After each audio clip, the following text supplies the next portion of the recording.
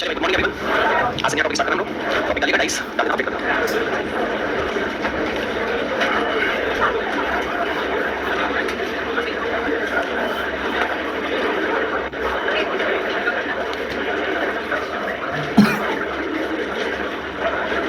चलिए हेडिंग डालिएगा पासा और gun, dice and cube. Index से ढूंढना कुछ भी ढूंढना रहा है तो इंडेक्स में लिखा है, पढ़िए अब किताब का पहला पन्ना, ये इंडेक्स। अच्छा पेज नंबर लिखा है। स्टार्ट कीजिए भाई। देखो सबसे पहले आपको पासे में जानना क्या है। हम जा रहे हैं बात करने एक लूडो की, है ना, जो लूडो आप खेलते हैं।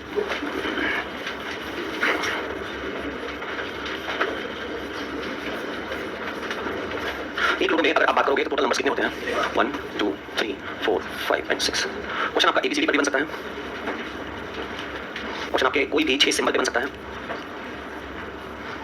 कोई भी 6 नाम ले सकता है, कुछ भी ले सकता है। और इसी पासे के फीचर्स के ऊपर आपका पूरा चैप्टर ये डाइस बना हुआ है, ठीक है। और किसी को मैं पढ़ना है तो सबसे पहला डाइस में जानने वाली चीज अगर बेसिक सी चीज है जान लीजिए। टोटल सरफेस कितने होते हैं इसमें? 6 सरफेस होते हैं।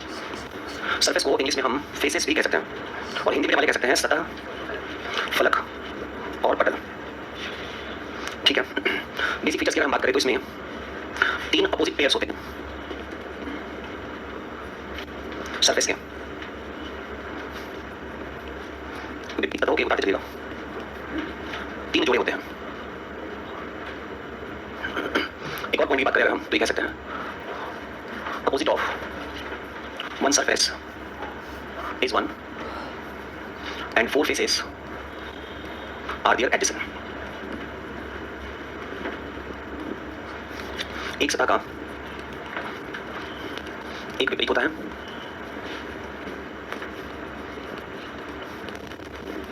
और 4 सतह उसके पड़ोसी होते हैं। उतार लीजिए जल्दी से।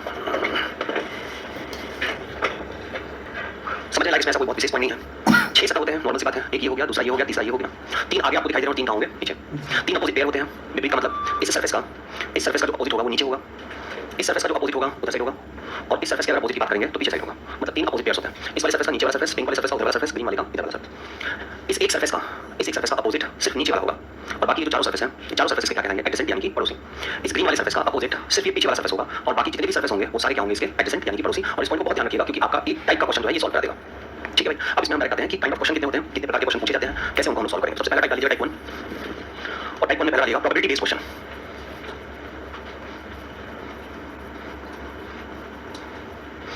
प्रोबेबिलिटी की हिंदी होती है प्रायिकता,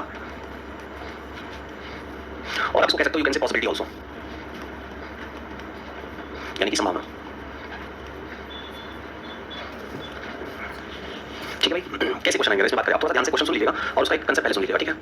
देखो आपको क्वेश्चन ऐसा दिया जा सकता है कि 2 पासे हैं और इन दोनों पासों को क्वेश्चन में कहा जाएगा कि ऊपर की तरफ उछाला जाता है। इन दोनों पासों को ऊपर फेंका जाता है या उछाला जाता है। ये दोनों अलग अलग पास हैं। इसमें टोटल नंबर होंगे आपके 6 और इसमें टोटल नंबर होंगे 6। अब इन दोनों पासों को अगर ऊपर की तरफ उछाला जाए तो ये बताइए कि इनका जो टॉप सरफेस है, ये वाला जो सरफेस है, इस पर जो भी अंक आए उनका योगफल जो है वो 8 हो 7 हो। चलिए एक एग्जांपल देता हूं, उनका योगफल क्या हो? 8 मिले। क्या कहने का मतलब है? दोनों पासों को एक साथ हमने फेंका फर्स्ट टाइम, केस 1। इन दोनों पासों को हमने उछाला, जब ये वापस सरफेस पे आए तो मुझे दिखाई दिया कि इस वाले पर नंबर लिखा हुआ है 1 और इस वाले पासे पे नंबर आ गया है 6। क्या इन दोनों का योगफल 8 के बराबर होगा क्या? तो ये हमारी प्रोबेबिलिटी नहीं है, ठीक है। इसे हम प्रायिकता नहीं कहेंगे, ओके। आपने फिर पासे को उछाला। अब जो पहला वाला डाइस है पासा 1, इस पे नंबर आया 2 और जो दूसरा वाला पासा है डाइस 2, इस पर नंबर आ गया 6। और हमसे पूछा गया था कि दोनों का योगफल कितना होना चाहिए? 8। तो मुझे दिख रहा है कि 2 + 6 बराबर कितना होता है? तो ये मेरा एक प्रोबेबिलिटी कहलाएगी, एक प्रायिकता कहलाएगी। This is the first case और पहली प्रायिकता ये हो सकती है। फिर हम दूसरी प्रायिकता की तरफ मूव करेंगे। तीसरी बार हमने डाइस उछाला। तीसरी बार जब हमने उछाला तो डाइस 1 पे नंबर ऊपर आ गया 3 और डाइस 2 पे नंबर आ गया 5। तो हमने कहा कि एक्चुअली ये भी प्रायिकता काउंट होगा क्योंकि 3 और 5 बराबर कितना होता है? 8। तो ये मेरी दूसरी प्रायिकता है। फिर अगर हमने डाइस को उछाला तो इस पर आ गया 4 और इस पर भी फॉर्चुनेटली आ गया क्या? 4। हमने कहा ये भी प्रायिकता है क्योंकि हमें 8 चाहिए था और 8 हमें ऐसे मिला है, ठीक है। हमें ये भी प्रायिकता मिला है 4 + 4 = 8। फिर हमने इसको ऊपर उछाला तो इस पे कितना आ गया? 5 और इस पर हमने माना क्या? 3 और 5 + 3 बराबर फिर से कितना होता है? ये भी एक प्रायिकता है। फिर हमने ऊपर उछाला तो ये 6 मिला और इस पर मिल गया क्या? 2 और 6 और 2 कितना हो गया? 8। तो ये भी एक प्रायिकता कहलाएगा, ठीक है। ये प्रायिकता हो गया आपका 5। अब इसके बाद हमें और कोई पॉसिबिलिटी, कोई प्रायिकता दिखाई नहीं दे रहा है। मतलब ओवरऑल अगर हम बात करें तो कितनी प्रायिकता हो सकती है तो उसकी संख्या होगी कितनी? 5। 5 बार ऐसा संभव है कि दोनों पासों को ऊपर अगर फेंका जाए तो उनके ऊपरी सतह का जो योगफल है वो कितना आ जाए? 8 हो जाए। ऐसी 5 प्रायिकता है। अच्छा, ये जो 5 प्रायिकता है ना, जब ये प्रश्न पूछेगा तो हम लिखते क्या है? हम लिखते हैं प्रायिकता बराबर टोटल प्रायिकता की संख्या, नंबर ऑफ प्रोबेबिलिटी, प्रायिकता की संख्या, और अपॉन जितने पासे फेंके गए हैं, नंबर ऑफ डाइस, जितने पासे फेंके गए हैं। अब आप देख रहे हो कि यहाँ अगर पासे फेंके जाने की बात हो तो कितने पासे फेंके गए हैं? 2 ही पासों को उछाला गया है। तो आपको ध्यान रखना है कि अगर एक पासा होगा, एक पासा होगा, तो क्योंकि पासे में सरफेस होते हैं कितने 6, तो इसको 6 का पावर 1 लिखना है। और अगर आपके पास 2 पासे होते हैं तो आप पासे में सरफेस कितने होते हैं 6, लेकिन 2 पासा फेंके हैं तो 2 6 का पावर 2 लिखना है। और अगर 3 पासे होंगे तो सिंपली हम 6 का क्या कर देंगे, क्यूब कर देंगे। ठीक है, अब क्वेश्चन में देखिए यहाँ पर कि जो पासे फेंके गए वो कितने फेंके गए हैं 2, तो ऊपर की तरफ हमें लिखना है प्रायिकता की संख्या यानी कि 5, और नीचे की तरफ लिखे गए हैं जितने पासे फेंके जाएं। एक पासा तो फेंका नहीं गया, फेंके कितने गए हैं 2 पासे, तो नीचे हमें लिखना है 6 का स्क्वायर यानी कि 5 बटे का 36। ये जो है ये प्रोबेबिलिटी है किसके आने की, 8 आने की, जब 2 पासों को ऊपर की तरफ उछाला जाए। Got it?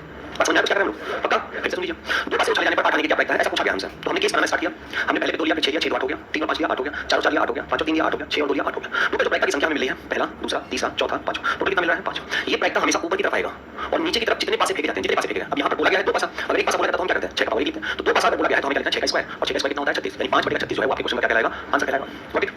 अब जैसे लैंग्वेज में पहले आप क्वेश्चन लिखिएगा। देखिए, यदि 2 पासों को एक साथ ऊपर की तरफ उछाला जाए, यदि 2 पासों को एक साथ ऊपर की तरफ उछाला जाए, if two dice thrown up simultaneously, if two dice thrown up simultaneously, एक बार में जगह, यदि 2 पासों को एक साथ ऊपर उछाला जाए तो उनके ऊपरी सतह का योगफल, तो उनके ऊपरी सतह का योगफल 8 आने की क्या प्रायिकता है? then what is the probability that the top surface digit sum is 8? What is the probability that the top surface digit sum is 8? 2 पासों को एक साथ ऊपर उछाले जाने पर उनके ऊपरी सतह का योगफल 8 आए, इसकी क्या प्रायिकता है? इसको उतार लीजिएगा पूरे, जैसे जैसे केस बनाएंगे 2 पासे नंबर केस 1 हटा दीजिएगा। ठीक है, यहाँ से नंबर दोनों का कॉम्बिनेशन बनाएंगे। टोटल प्रायिकता कितनी है 5, फिर आप लिखेंगे प्रायिकता की संख्या ऊपर जाती है जितने पासे फेंके जाए, एक पासा 2 पासा 3 पासा, 2 पासे फेंके गए हैं 5 बटे का 36, क्वेश्चन का आंसर लिखेंगे। कॉपी करिए फटाफट।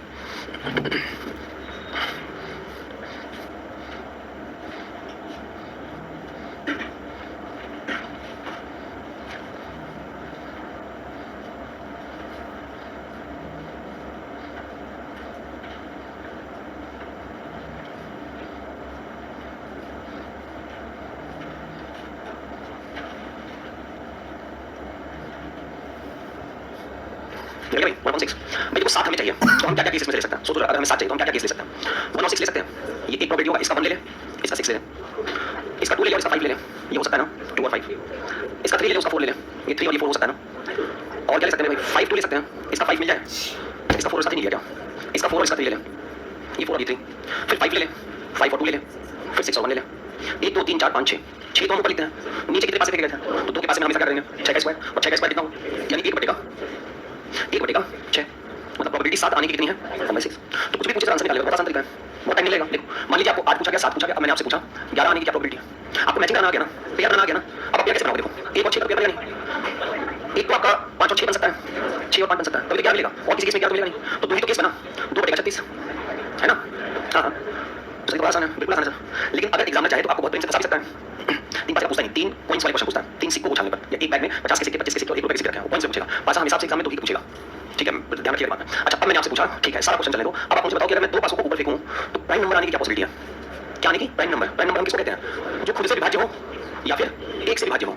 अभाज्य संख्या जो खुद से कट जाए, जैसे कि 2 3 5 7 11 13 9 प्राइम नंबर नहीं होगा, 15 नहीं होगा, 17 is prime number, 19 is prime number. छोड़िए उतना तो हमने आपको प्राइम नंबर गिनवाना पूरा, हमारा जो टास्क है उसको सुनिए, हम जो आपको दे रहे हैं, हमने आपको छोटा सा होमवर्क दिया कि अब आप 2 पासों को ऊपर की तरफ उछालिए, उन्हें ऊपर की तरफ थ्रो करिए, फेंकिए, लेकिन इस बात का ध्यान रखिएगा प्रोबेबिलिटी निकालते समय कि जो उनके ऊपरी सतह पर डिजिट आए उनका जब हम सम करें तो सम हमें क्या मिले? एक प्राइम नंबर मिले। मतलब इसका जो भी डिजिट होगा जो भी इसकी संख्या है, और इसका जो भी डिजिट होगा जो भी इसकी संख्या है, इन दोनों का योगफल अगर हम करते हैं तो हमें एक ऐसी संख्या मिले जिसको हम क्या कहेंगे? प्राइम नंबर यानी कि अभाज्य संख्या। तो अब ये बेटा थोड़ा सा डिफिकल्ट हो गया, डिफिकल्ट नहीं है ना सर, कर तो भी सकते हैं। देखिए 1 2 3 4 5 6 1 2 3 4 5 6, आइए केस बनाते हैं। सबसे पहले उठाते हैं 1, इससे क्या क्या प्रोबेबिलिटी बन सकती है? 1 का 1 के साथ बन सकता है, मिलेगा कितना? एक अभाज्य संख्या है। 1 का 2 के साथ बन सकता है, 1 + 2 बराबर होगा क्या सर? एक अभाज्य संख्या। 1 का 4 के साथ बना सकते हैं, भाई 3 के साथ तो बनाएंगे ना, क्यों बनाएंगे? 3 वाले कितना हो जाएगा? 4 का संख्या है क्या? तो 1 का 4 के साथ बना लीजिए, कितना मिला? 5 अभाज्य संख्या। 1 का 5 के साथ बना नहीं सकते, 1 का 6 के साथ बना सकते हैं ना। ये 4 केस मुझे किसके साथ मिले? 1 के साथ। अब जरा 2 को ट्राई करते हैं, 2 से क्या क्या कॉम्बिनेशन बन सकता है? 2 का 1 के साथ, 2 का 3 के साथ, 2 का 5 के साथ, बस। अब किसे ट्राई किया जाए? 3 का किसके साथ? 3 का 2 के साथ 5 मिलेगा ना प्राइम नंबर, 3 का 4 के साथ प्राइम नंबर 7 मिलेगा, 3 और किसी के साथ हो नहीं सकता। आइए भैया 4 ट्राई करते हैं, 4 का किसके साथ? 1 के साथ प्राइम नंबर, 4 का 3 के साथ प्राइम नंबर, बस।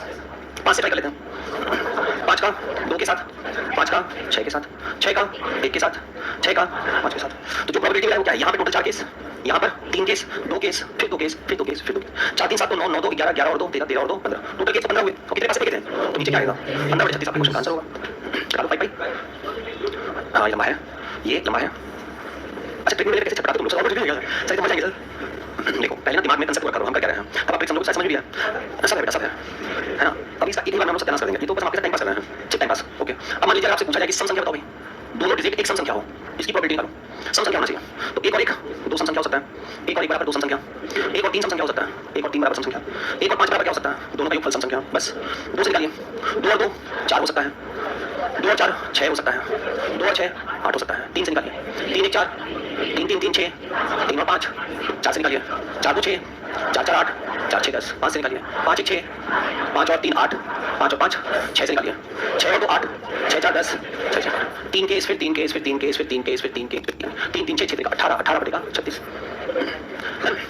भाई सम संख्या पूछ सकता है तो आपसे विषम संख्या भी पूछ सकता है, और विषम संख्या को वैसे निकाल सकते हैं।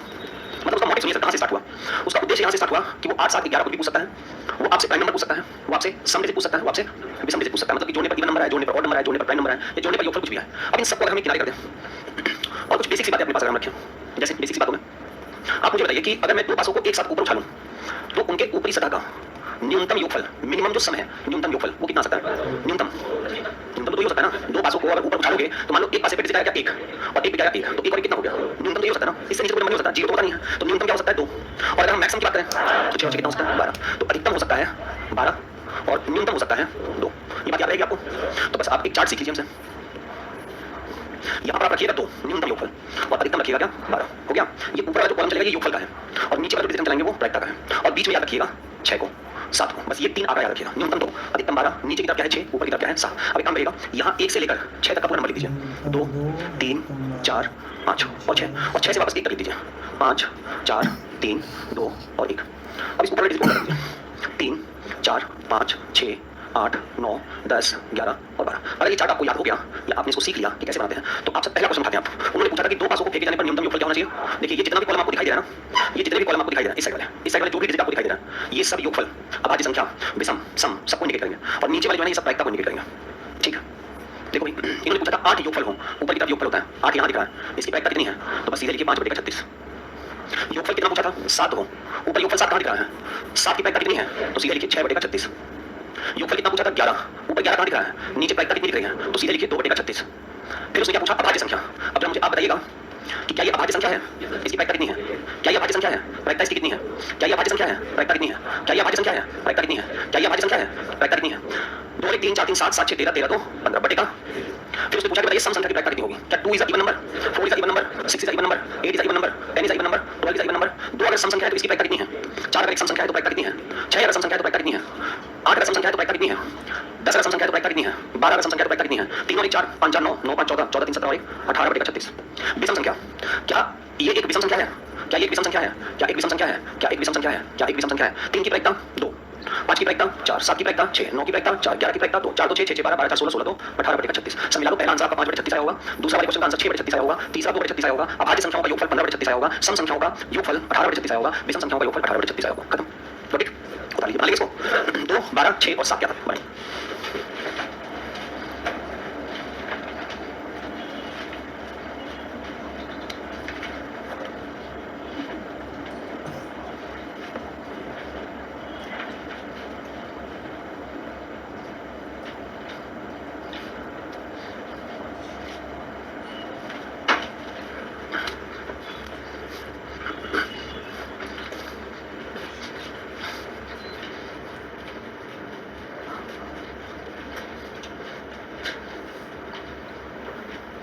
ऊपर की साइड का ये सब योगफल है, ध्यान रखिएगा, ये सब ऊपर की साइड का योगफल है।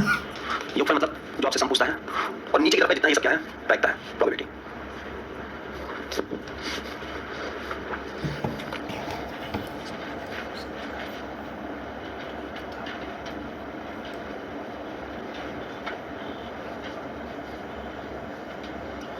बेटा 3 देगा नहीं, पहली बात अगर देता है तो नीचे 6 का और क्यों कर दो 216।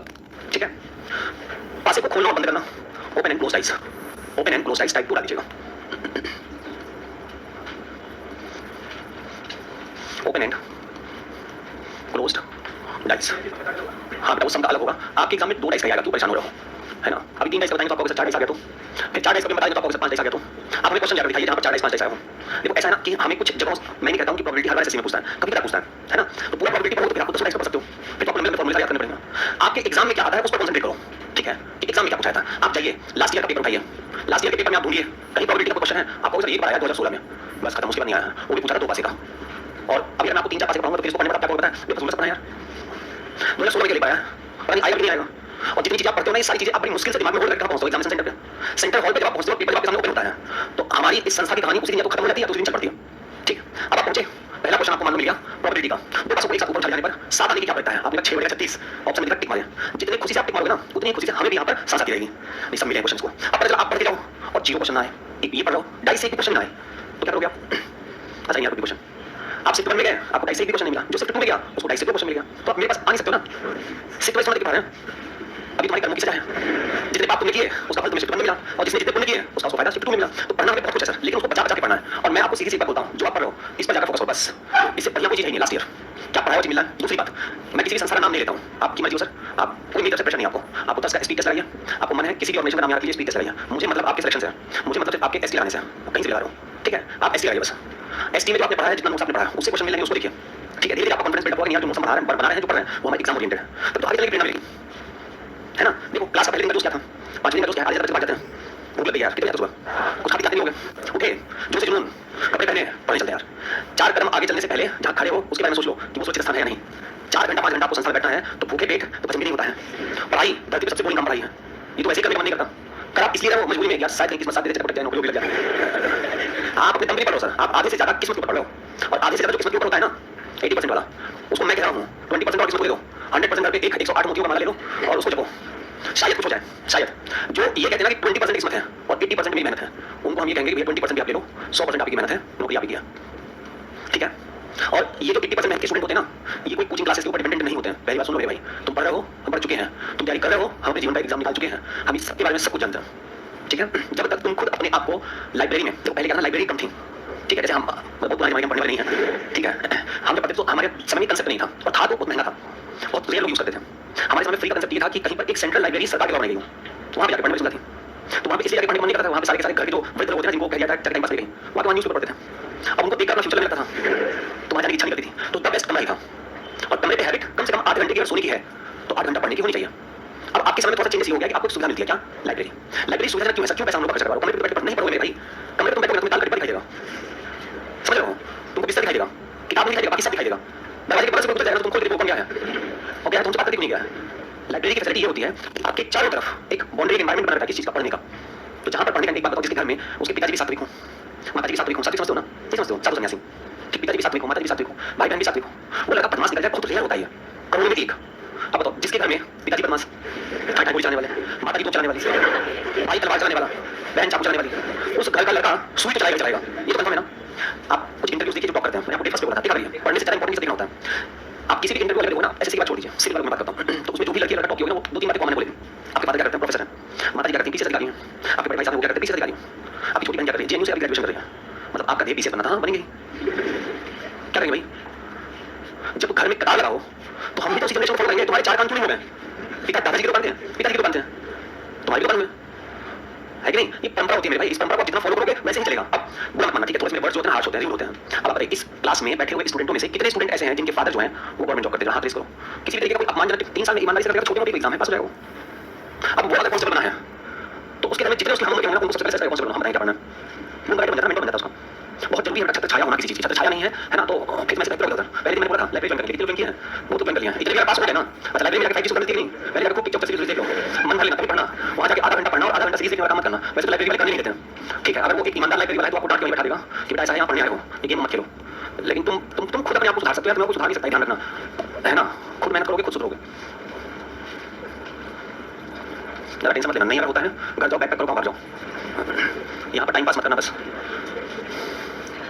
देखो भाई क्या है, हम डाइस को क्या करने जा रहे हैं, ओपन। ओपन का मतलब क्या है, डाइस को हम खोलने जा रहे हैं। डाइस की आकृति कैसी होती है, कुछ इस तरीके से, ठीक है ना। अब इसको ओपन करने का मतलब ये है कुछ डिब्बा, किसी प्रकार का कोई डिब्बा नहीं है। देखो डाइस को अगर आप ओपन करोगे ना तो कभी आपको ऐसे पिक्चर दिखाई देगा,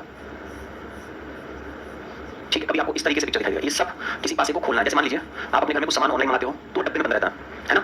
जब आप उसको डब्बा को खोलते हो पहले ऐसे बॉक्स रहता है, उसको फैला देते हो आप, तो खुलने के बाद शेप्स ऐसी बन सकती हैं। अब ये जरूरी नहीं है कि शेप ऐसा ही बने, shape can be of different type, अलग अलग प्रकार के शेप हो सकते हैं। और हमें ये भी नहीं पता कि एग्जाम में जब आप जाओगे तो आपको एग्जामिनर कैसा शेप देगा। ये सब शेप डाइस को खोलने का ही है। अच्छा कोई ऐसा बॉक्स बताओ कि 6 सरफेस से ज्यादा हो जाए, सब में गिनो। हाँ डाइस को खोलो, कोई भी डाइस खोलो, उसमें 6 सरफेस मिलेंगे। जब 6 नंबर में गुरु मैंने डाइस वाला है, ठीक है। लास्ट क्लास में कहाँ तक पहुंचे हम लोग? Open and close dice.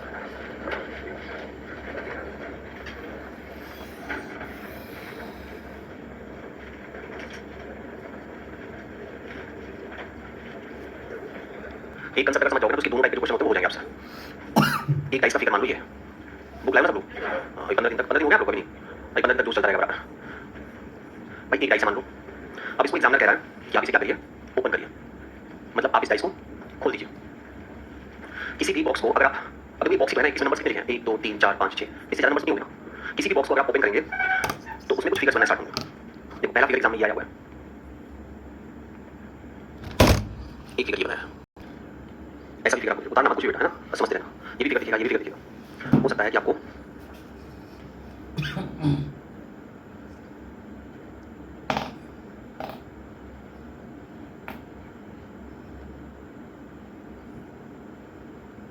ऐसा भी फिगर दिखे, ये भी हो सकता है कि आपको एग्जाम में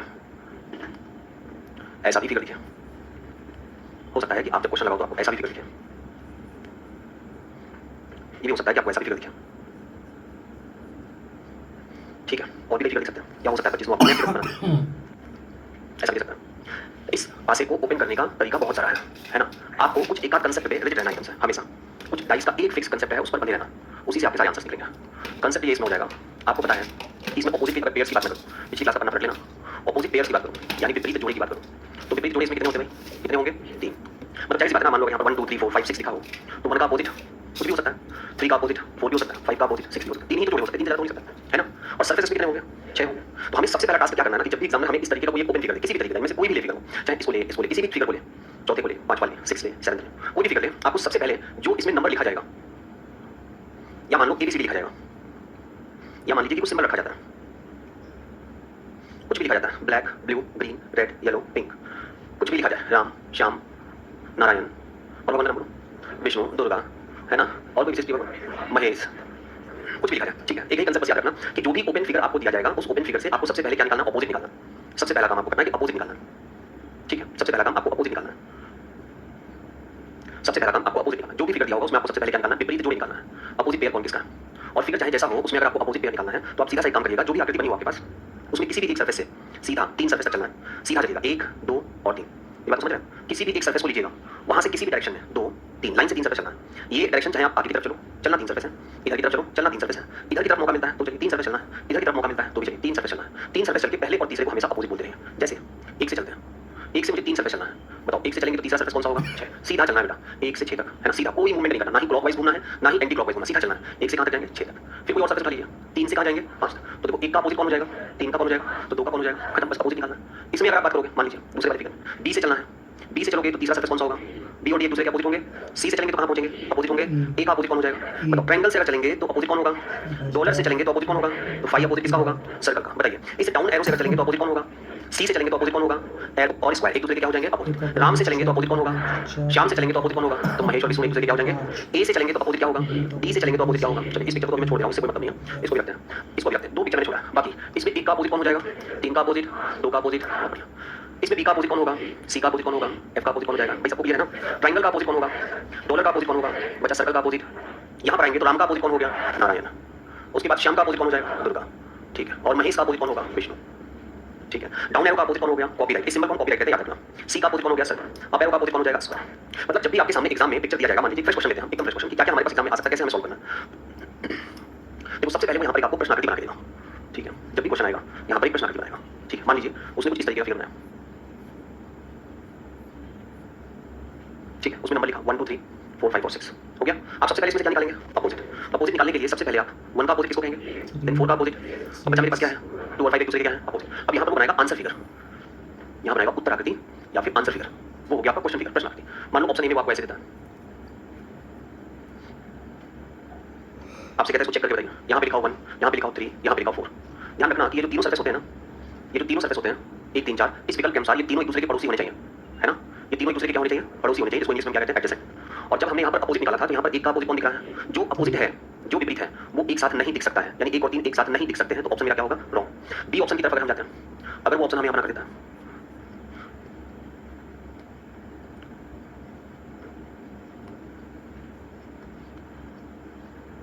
चलिए यहाँ से इसका बॉर्डर खुला है ना, टेक्निकल चीजें होती हैं आजकल की बहुत ज़्यादा। मान लीजिए यहाँ पर लिखा है 4, 6 एंड 5, तो आप इसको कट करोगे या सही करोगे? गलत है ये। 4 और 6 एक दूसरे के क्या है? तो ये एक साथ नहीं दिखने चाहिए, बस सिंपल सा कॉन्सेप्ट है, जो अपोजिट है वो एक साथ नहीं दिखने चाहिए, दैट्स इट। फिर उसके बाद मान लीजिए तीसरा ऑप्शन आपको देता है, ठीक है, यहाँ पर लिखता हूँ, मान लो 2 लिख दिया, 3 लिख दिया और 4 लिख दिया, तो सी ऑप्शन में देखो 2 का अपोजिट कौन है? क्या दिख रहा है कहीं? 3 का अपोजिट कौन है? दिख रहा है कहीं? 4 का अपोजिट कौन है? दिख रहा है कहीं? बस इसी पर टिक मार दीजिएगा। और डी ऑप्शन अगर देता है, ठीक है, यहाँ पर मान लो 6 देन 2 देन 5, तो इसको चेक कर लीजिए। 6 का अपोजिट 4 तो नहीं दिखा है, 2 का अपोजिट 5 है, दिखाई दे रहा है, बस गलत है। ओवरऑल आपको क्या करना है? जो भी क्वेश्चन दिया जाएगा उसमें सबसे पहले क्या निकालना, यही एक टास्क है। और अपोजिट निकालने के लिए आपको सिर्फ एक रूल लेकर चलना है, क्या? पहले वाले सरफेस से लाइन से कितने सरफेस जाएंगे? 3 सरफेस, पहले और 3 को एक दूसरे का क्या बोलेंगे? अपोजिट। फिर उसके बाद किसी एक सरफेस से लाइन से 3 सरफेस चलेंगे, तो 4 और 6 एक दूसरे के क्या हो जाएंगे? अपोजिट। जो बचा होगा बाबू उसे एक दूसरे का क्या बोल देना? अपोजिट बोल देना। जैसे ये सारे अपोजिट निकल जाए, जो भी ऑप्शन आपको यहाँ पर दिया गया हो उस ऑप्शन में अगर अपोजिट की कोई भी संख्या एक साथ आपको दिखाई दे रही है, अपोजिट की कोई भी संख्या एक साथ आपको दिखाई दे रही है, तो उसे आप गलत करिएगा। और अगर अपोजिट की कोई भी संख्या इसमें आपको नहीं दिखाई दे रही है, तो उसे आप क्या करिएगा? टिक करिएगा, दैट्स इट। मतलब विपरीत निकालो और पड़ोसी चेक करो, इसी के आधार पर क्वेश्चन होगा। सबसे पहले क्या निकालना है? विपरीत, और फिर क्या देखना है? पड़ोसी। अगर विपरीत पड़ोसी में दिख रहा है तो उसे आप क्या कर देंगे? कैंसिल। बता दीजिए जल्दी से, ये हटा दिया लेकिन बोर्ड टूट जाएगा, ठीक है?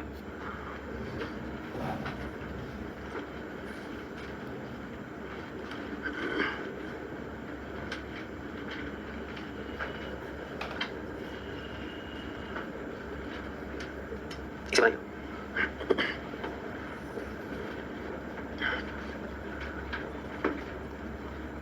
यहाँ बनाइए आंसर फिगर, उत्तर आकर दिया।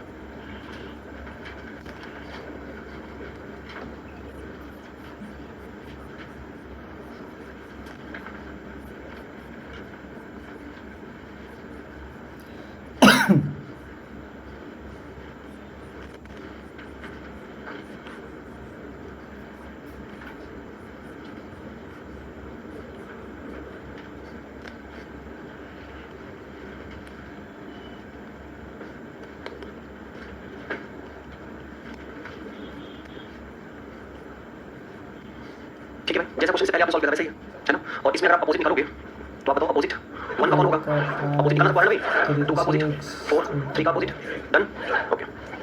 किसी को डाउट इसमें? अब यहाँ पर हमने ऑप्शन मेंशन किया 2, 1 एंड 3। अब पहले आप बताओ ये ऑप्शन सही है या गलत है? 2, 1 और 3 सही है या गलत है? पक्का भाई? 2 का अपोजिट 4 है वो दिख नहीं रहा है, 1 का अपोजिट 5 है वो भी दिख रहा है, 3 का अपोजिट 6 है वो भी नहीं दिख रहा है, ओके। अब मान लीजिए यहाँ पे लिखा हुआ है 5, 3 एंड 4, 5, 3, 4, बताओ ये सही है या गलत है? पक्का 5, 3 एंड 4, 5 का विपरीत कौन है? 1, 3 का विपरीत कौन है? 6, 4 का विपरीत कौन है? नहीं दिख रहा है ना, ओके। यहाँ पर आ जाइए, यहाँ पर मान लीजिए लिखा हुआ है 6, 5 एंड 4, इसको चेक करिए। 6 का अपोजिट 3 दिख रहा है क्या? 5 का विपरीत दिख रहा है, 4 का विपरीत 2 दिख रहा है, मतलब ये भी सही है।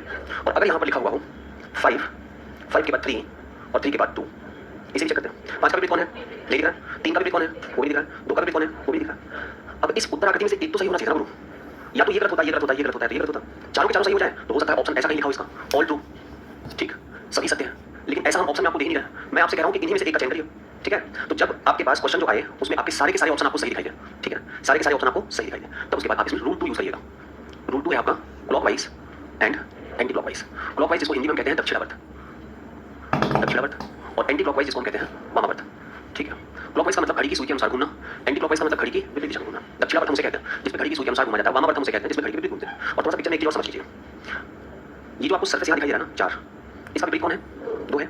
अगर 2 अंक के साथ 4 का विपरीत का रिलेशन है कि 4 और 2 एक दूसरे के विपरीत है, तो ये सारे जो नंबर दिए हैं 1, 3, 5 और 6, इनके साथ जो 4 का रिलेशन होगा वो पड़ोसी का होगा। मतलब 1 के पड़ोस में कौन होगा? 4, 3 के पड़ोस में कौन होगा? 4, 5 के पड़ोस में कौन होगा? 4, 6 के पड़ोस में कौन होगा? 4। ये वाला जो सरफेस है ये नीचे से लेकर ऊपर तक जितने भी आपको सरफेस दिख रहे हैं सबका पड़ोसी है। वैसे ये जो 2 है ये 1 का पड़ोसी होगा, 5 का भी पड़ोसी होगा, 6 का भी पड़ोसी होगा। और इसको हमें पड़ोस में मानने की जरूरत तब पड़ेगी जब हम रोटेशन करेंगे। जैसे मान लो अगर मैं इस 2, 1 और 3 को देखूं, इस 2 को, इस 1 को और 3 को देखो, तो इनका जो सीक्वेंस लिखा है 2, 1, 3 का, वो इस पिक्चर में आपको क्लॉकवाइज डायरेक्शन में दिख रहा है या एंटी क्लॉकवाइज डायरेक्शन में दिख रहा है? 2, 1, 3, 2, 1 और 3, क्या आपको 2, 1, 3 ये क्लॉकवाइज में दिख रहा है या एंटी क्लॉक में दिख रहा है? इसको हम क्लॉकवाइज कहेंगे और इसको हम क्या कहेंगे? अच्छा, इसका मतलब ये है कि ये जो नंबर्स लिखे हुए हैं 2, 1, 3, इनका सीक्वेंस जो है वो इस डाइस के अकॉर्डिंग सब क्लॉकवाइज है, ठीक है भाई? आइए ऑप्शन नंबर बी में चलते हैं। ऑप्शन नंबर बी को देखिए और जो उसमें डिजिट है 5, 3 और 4, 5, 3 और 4, ये बताइए ये 5, 3 और 4 आपको क्लॉकवाइज दिख रहा है या एंटी क्लॉकवाइज? 5, 3, 4 को देखोगे तो ये क्या दिख रहा है? क्लॉकवाइज दिख रहा है या एंटी क्लॉक? मतलब इस बॉक्स में जो भी नंबर आपने रखा है उस नंबर्स को अगर हम फिगर में देखते हैं तो वो क्या दिख रहा है? क्लॉकवाइज दिख रहा है। अच्छा, इसकी बात अगर हम करें तो यहाँ पर लिखा हुआ है 6, 6 से 5, 5 से 4, 6, 5, 4, 6, 5, 4, 6, 6 से 5, और 5 से 4 आप कहोगे सर यहाँ तो कोई नंबर ही नहीं है। तो मैंने आपको क्या बताया था कि जो 4 लिखा हुआ है वो 1 से लेकर 6 तक सभी का क्या है पड़ोसी है। तो क्या मैं इस नंबर को 4 को यहाँ पर मान सकता हूँ क्या मैं इस 4 को यहाँ पे मान सकता हूँ? और अगर 4 को मैं यहाँ पे मान सकता हूँ, अगर 4 को मैं यहाँ पर 5 के पड़ोस में मान सकता हूँ, तो क्या 6 5 4 का जो डायरेक्शन है वो क्लॉकवाइज है या एंटी क्लॉकवाइज है? तो हमें ये भी क्लॉकवाइज मिला है, ये भी क्लॉकवाइज मिला है। अब जरा 5 3 2 को देखो सर, 5 3 2 को देखते हैं। ये 5 है, 5 से आप किसको देख रहे हो और 3 से आप किसको देख रहे हो? क्या ये क्लॉक है या एंटी क्लॉक है? ये जो 5 से 3 2 पर हम जा रहे हैं, ये क्लॉक रोटेशन है या एंटी क्लॉक रोटेशन है? ये दक्षिणावर्त है या वामावर्त है? वामावर्त है। मतलब एक ऑप्शन जो लिखा गया है इसको, ये किसमें लिखा गया है? Anti clock. अब 3 ऑप्शन क्लॉकवाइज के हैं और एक ऑप्शन एंटी क्लॉकवाइज का है, तो जो डिफरेंट होगा मेरा क्या कहलाएगा? आंसर कहलाएगा। बात को समझे? पहले इसको क्लियर करिए। देखो भाई क्लॉक सब समझ गए ना रोटेशन? फिर से सुन लो और मैं पूछूं तो बताना, तुमको भी बताना मत। चलिए बताइए, 1 3 और 2 जो लिखा है ये क्लॉक रोटेशन है या anti clock? Anti clock, very good. 1 के बाद 3 और 3 के बाद 2, 1 3 2 ये क्लॉक है कि एंटी क्लॉक? एंटी क्लॉक है बोले बाबू, हैं? कौन बोला था? बताओ बताओ, कोई तो बोला ना, हाथ की मार के साथ कर लो, हैं? चलिए 4 2 5, 4 2 5 क्या है? 2 5 और 4, 2 5 4, अच्छा 2 3 और 5, 2 3 और भाई बहुत सिंपल है। पुरानी मूवीज देखो कोई 76 और 80s की जो मूवी बनी थी, नहीं देखते हो? बहुत देखे होंगे सर, तुम झूठ बोल रहे हो। पुराने पिक्चरों में वो जो विलेन होता है, विलेन मतलब जैसे अमरीश पुरी हो गया है ना, ये सब जो विलेंस होते हैं, जब हीरो जो है हीरोइन को लेकर मोटरसाइकिल पर भाग जाता है, तो जो विलेन होते हैं वो अक्सर एक ऐसे फोन का यूज करते हैं जिसको पकड़ के वो घुमाते हैं ऐसे, तो वो क्लॉक घुमाते थे एंटी क्लॉक? क्लॉक घुमाते थे। जैसे मान लो यहाँ पे मैं सारे नंबर लिख दूँ, यहाँ पर 0 लिखा है, 1 2 3 4 5 6 7, मान लो सारी चीजें 8 9 है, पहले चलता नहीं था, मान लीजिए। अब मान लीजिए डायल करना नंबर 0 3 5 6, ये टोल फ्री नंबर है, उसके गैंग का मान लीजिए, तो वो पहले किसको डायल करेगा 0 पर, तो यहाँ से उठा के वो पूरा इसको रोटेट करता था और फिर ये वहीं जाकर सेट हो जाता था 0 डायल। अब किसको डायल करता था 3 से उठा के फिर इसको यहाँ पर ले आता था, तो हर बार का जो रोटेशन है उसका वो क्लॉकवाइज होता था, इसे ऐसे करके घुमाता रहता था। ये क्लॉक है। एंटी क्लॉक कौन घुमाता था? हीरो, ऐसे घुमाता था। आपको रोटेशन क्या करना है? क्लॉक ऐसे करना है। क्लॉक क्या होगा? ऐसे, समझ लो? ऐसे वाला क्या है, ये वाला क्या है, ठीक। घड़ी देखो ना, घड़ी सभी लोग देखो, ये देखो घड़ी की जो सेकंड वाली सुई है वो कैसे घूम रही है, तो मतलब अगर मुझे 9 से चलना होगा तो 9 10 12 है ना, 10 से चलना होगा 10 11 12 1 2, ये सब क्या है? किसी भी डिजिट से अगर आपको मूव करना है, 2 से मूव करना है, तो पहले सुन लो कि हम नंबर क्या बोल रहे हैं। हमने बोला 2 3 5, 2 3 5, ये जो घुमाया तुमने क्लॉक में एंटी क्लॉक, मैंने कहा 4 2 5 घुमा दो भाई। अब बताओ अगर तुमसे पूछूं 4 1 और 2, तो घबराना मत, इस 4 को तुम यहाँ मान सकते हो, मान सकते हैं ना, क्योंकि ये 4 जो है वो 1 2 5 और 6 सबका क्या है, और ये 3 की क्या है, तो 4 2 1 ये क्लॉक है या एंटी क्लॉक है? अब बताइए अगर मैं आपसे कहूँ 4 5 2, 4 5 2, 4 4 से किस पे जाना था, तुरंत देखो हाथ कैसे घूमना स्टार्ट हुआ इधर, 4 से हम किस पे जा रहे हैं 5, ये एंटी क्लॉक है, 4 5 2 ये एंटी क्लॉक है। अच्छा अब मैंने आपसे मान लिया 3 6 और 5, 3 6 और 5 क्या ये? बहुत ही बढ़िया, बहुत ही शानदार, 3 6 और 5 ये क्लॉक वाइज है। इधर की बेंच होती है 3 4 बेंच, 1 2 3 4, ये लड़कियों के पीछे वाली की बेंच, ये सब वकील होते हैं, हर बात पे सस्पेक्ट निकाल समझते रहेंगे। अच्छा अभी क्लॉक वाइज में आया, इसी वाले क्वेश्चन में अपोजिट निकाल दिया था, सर ये कैसे हुआ वो कैसे हुआ, सबसे ट्राई करते हैं, सबसे कंफ्यूजन नहीं रहता है, ठीक। तो बीच वाले होते हैं बेचारे शर्मीले टाइप के होते हैं, छोड़ने यार दोस्त से पूछ लेंगे कहीं इनको कर सकते हैं, और पीछे वाले होते हैं टीएम, ये मुझसे कभी कुछ कह लो ना, हमें समझ में आया आगे चलें। वो ज़्यादा अपने आप को स्ट्रेस नहीं देते, दो ही प्रकार के स्टूडेंट हैं, या तो इस बार एकदम टॉप करने की सोच लेते हैं, या तो कहते हैं आराम से पढ़ो 3 4 साल पढ़ना है, कोई जल्दीबाजी नहीं है हमें। बात सबको एकदम क्लियर होगी बाबू, पक्का? फिर बाद में अगर क्लास से बाहर निकलते हैं किसी की आवाज़ सुनाई दी या सो गए थे हम उसमें पढ़ नहीं पाए थे, तो फिर बुलावा समझ लेना, एक इस पिक्चर को समझते हैं, ठीक है? क्या है सर ये भी टाइप्स को ओपन नहीं किया गया, मान लीजिए हम यहाँ पर नंबर लिखते हैं 1 2 3 4 और यहाँ लिखते हैं A B C D और E, और कोई अगर आपसे कहता है कि आप इसका अपोजिट निकालिए, तो ये तो डैम श्योर है कि जो बच्चा बैठा है वो A का अपोजिट C तो कह देगा, कह दोगे ना भाई? पहले आप ये सोच लो टप्पा कैसा है, आपके घर पे आप कुछ ऑनलाइन शॉपिंग करते होगे, तो कुछ डब्बे तो ऐसे आते हैं जिसको ऐसे उठाया, अंदर का सामान निकाला, खाया, डब्बा फेंक दिया, और कुछ डब्बे कैसे आते हैं, ये 4 भागों में बटे होते हैं, तो इस वाले पार्ट को आप इधर खोलते हो, फिर इस वाले को इधर खोलते हो, फिर इसको इधर खोलते हो या इसको इधर खोलते हो, तो ये जो पूरा सरफेस है ये कितने भागों में बटा हुआ ना, ये वही सारे सरफेस है 1 2 3 और 4, तो जो अधूरा है उसको लेना है, छोड़ दो उसको, जो हमें कंप्लीट सरफेस दिखाई देगा उसी को लेंगे, और कंप्लीट सरफेस की बात करें तो एक ए है, और ए से चलेंगे तो कहाँ जाएंगे, तो ए और सी को हम अपोजिट कह देना भाई, ए और सी को एक दूसरे का अपोजिट कह देना, ए और सी एक दूसरे के अपोजिट हो गया। फिर अगर हम चलेंगे तो कहाँ से चल सकते हैं डी, और डी का अपोजिट कौन हो जाएगा, तो हम डी का अपोजिट बी को बोल देना। अब बताइए इसके बाद जो बचा हुआ है वो एक तो ई बचा हुआ है, और कौन सा सरफेस बचा है, एक ऐसा सरफेस जो कि कितने भागों में बैठा है, तो आप ई को उसका अपोजिट बोल दीजिए। इस अपोजिट में ऊपर की तरफ क्या लिखा है, और इस 1 के अपोजिट में क्या है, तो यहाँ 3 को रख लीजिए, 2 इधर है, 2 इधर रख सकते हो, ऐसी बात नहीं है, ठीक है, 2 इधर है तो 4 इधर रख सकते हैं, मतलब कहने का आप इसको ऐसे नहीं बना सकते हो कि 1 लिख दिया फिर 2 लिख दिया फिर 3 लिख दिया 4 ये गलत हो जाएगा। क्यों गलत हुआ, 1 के अपोजिट में किसको लिखा है, जबकि 1 के अपोजिट में कौन है, तो 2 नहीं हो सकता, 3 के अपोजिट में कौन है, तो 4 नहीं हो सकता, और यहाँ पर देखिए 1 का अपोजिट कौन है 3, 2 का अपोजिट कौन है, जैसे ये अपोजिट निकल जाए अब आप अपने ऑप्शन पे आ जाइए। मान लीजिए यहाँ पर लिखा हुआ है E D 1 3 2 4, आपसे मैं पूछूं बताओ ये सही है गलत है, क्यों गलत हो गया, क्योंकि ये दोनों सरफेस एक दूसरे के क्या है, और यहाँ पर दोनों सरफेस को एक दूसरे का क्या दिखा रहा है, एडजेसेंट पड़ोसी, ये सही हो नहीं सकता, ठीक है ना। अच्छा उसके बाद मान लो अगर बॉक्स को इस तरीके से बनाया गया, मैं इसको यहाँ लिख सकता हूँ, ऐसा नहीं कोई मैंडेटरी है कि मैं यही लिखूँ 1 3 2 और 4, बताओ ये वाला सरफेस सही है, सही है ना। अब मान लो मैंने यहाँ डी और बी रख दिया, तो डी और बी एक दूसरे के क्या हो गया, एक ये ऑप्शन कर दिया, फिर मान लीजिए उसने तीसरा ऑप्शन बना दिया, यहाँ लिखा 1, यहाँ लिख दिया उसने 2 3 4 A और B, फिर गलत हो गया, क्यों, क्योंकि एक का अपोजिट कौन कर गया, तो सर सही ऑप्शन कैसे बनेगा, सही ऑप्शन ऐसा ही बनेगा जिसमें कुछ ऐसा दिखाया जाए, मान लो E यहाँ पर दिया गया, मान लीजिए D यहाँ पर दिया गया, मान लीजिए A यहाँ पर दिया गया। अब बताइए क्या E का अपोजिट इसमें लिखा है, क्या D का अपोजिट लिखा है, क्या A का अपोजिट लिखा है, तो सर तीनों ही पड़ोसी हैं, खत्म बात। इस डी ऑप्शन को हम अपना क्या कह देंगे, ऑप्शन C गलत है, ऑप्शन B गलत है और ऑप्शन A गलत है, राइट। उतारिए हमारे उतारिए इसको, तो वो गलत होनी चाहिए। दूसरा केस, तीसरा वो आपको मिसप्रिंट की वजह से समझ नहीं आना चाहिए, ठीक है। पहले केस में फोकस करिएगा, सब सॉल्व हो जाए। फिर भी मुझे पता है ऐसा नहीं है, आपकी आदत क्या है ना, आप घर पर जाते हो क्वेश्चन लगाते हो, जो नहीं समझ में आया तुरंत छोड़ दो उसको, ले चलो कहाँ दरबार में, ठीक है, वहीं पूछा जाएगा इस प्रश्न का उत्तर क्या है। ये एक मॉर्निंग, कैसे आप लोग, क्या पढ़ते हैं हम लोग, 22 क्वेश्चन लगाए आप लोग।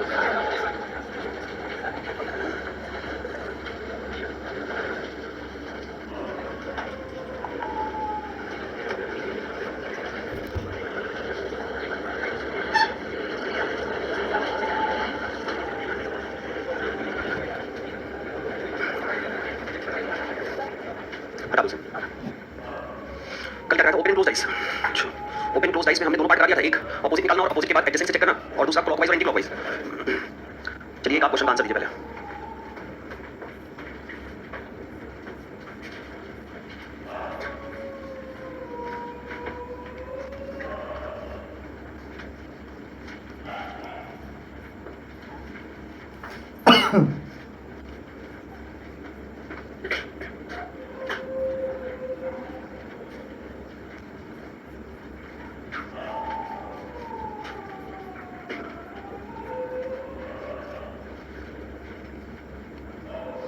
निकालो इसका अपोजिट पेयर निकालिए।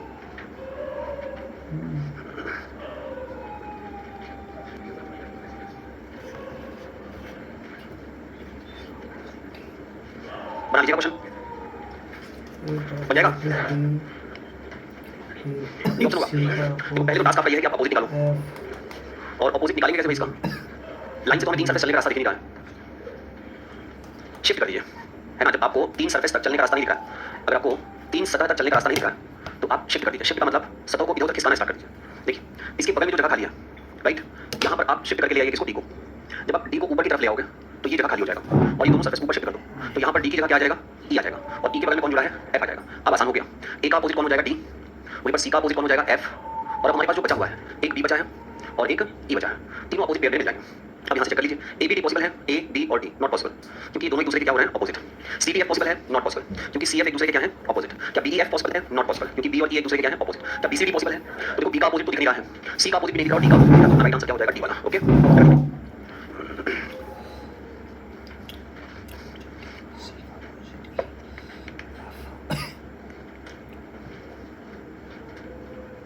बाकी बुक का कोई क्वेश्चन जो फंसा हो, समझ गया। कितने लोग कल नहीं आए थे कल की क्लास में, सब बता दो। ये तो हो जाएगा आपसे, हो जाएगा ना, ये भी हो जाएगा। इसमें किसी को डाउट है, हो जाएगा ये भी भाई, सीधा सीधा अपोजिट निकल रहा है, ठीक है, एडजेसेंट को चेक कर लेना है, ये भी हो जाएगा, ये वाला हो जाएगा, हो जाएगा। ये सब निकल करवा ही दिया होगा।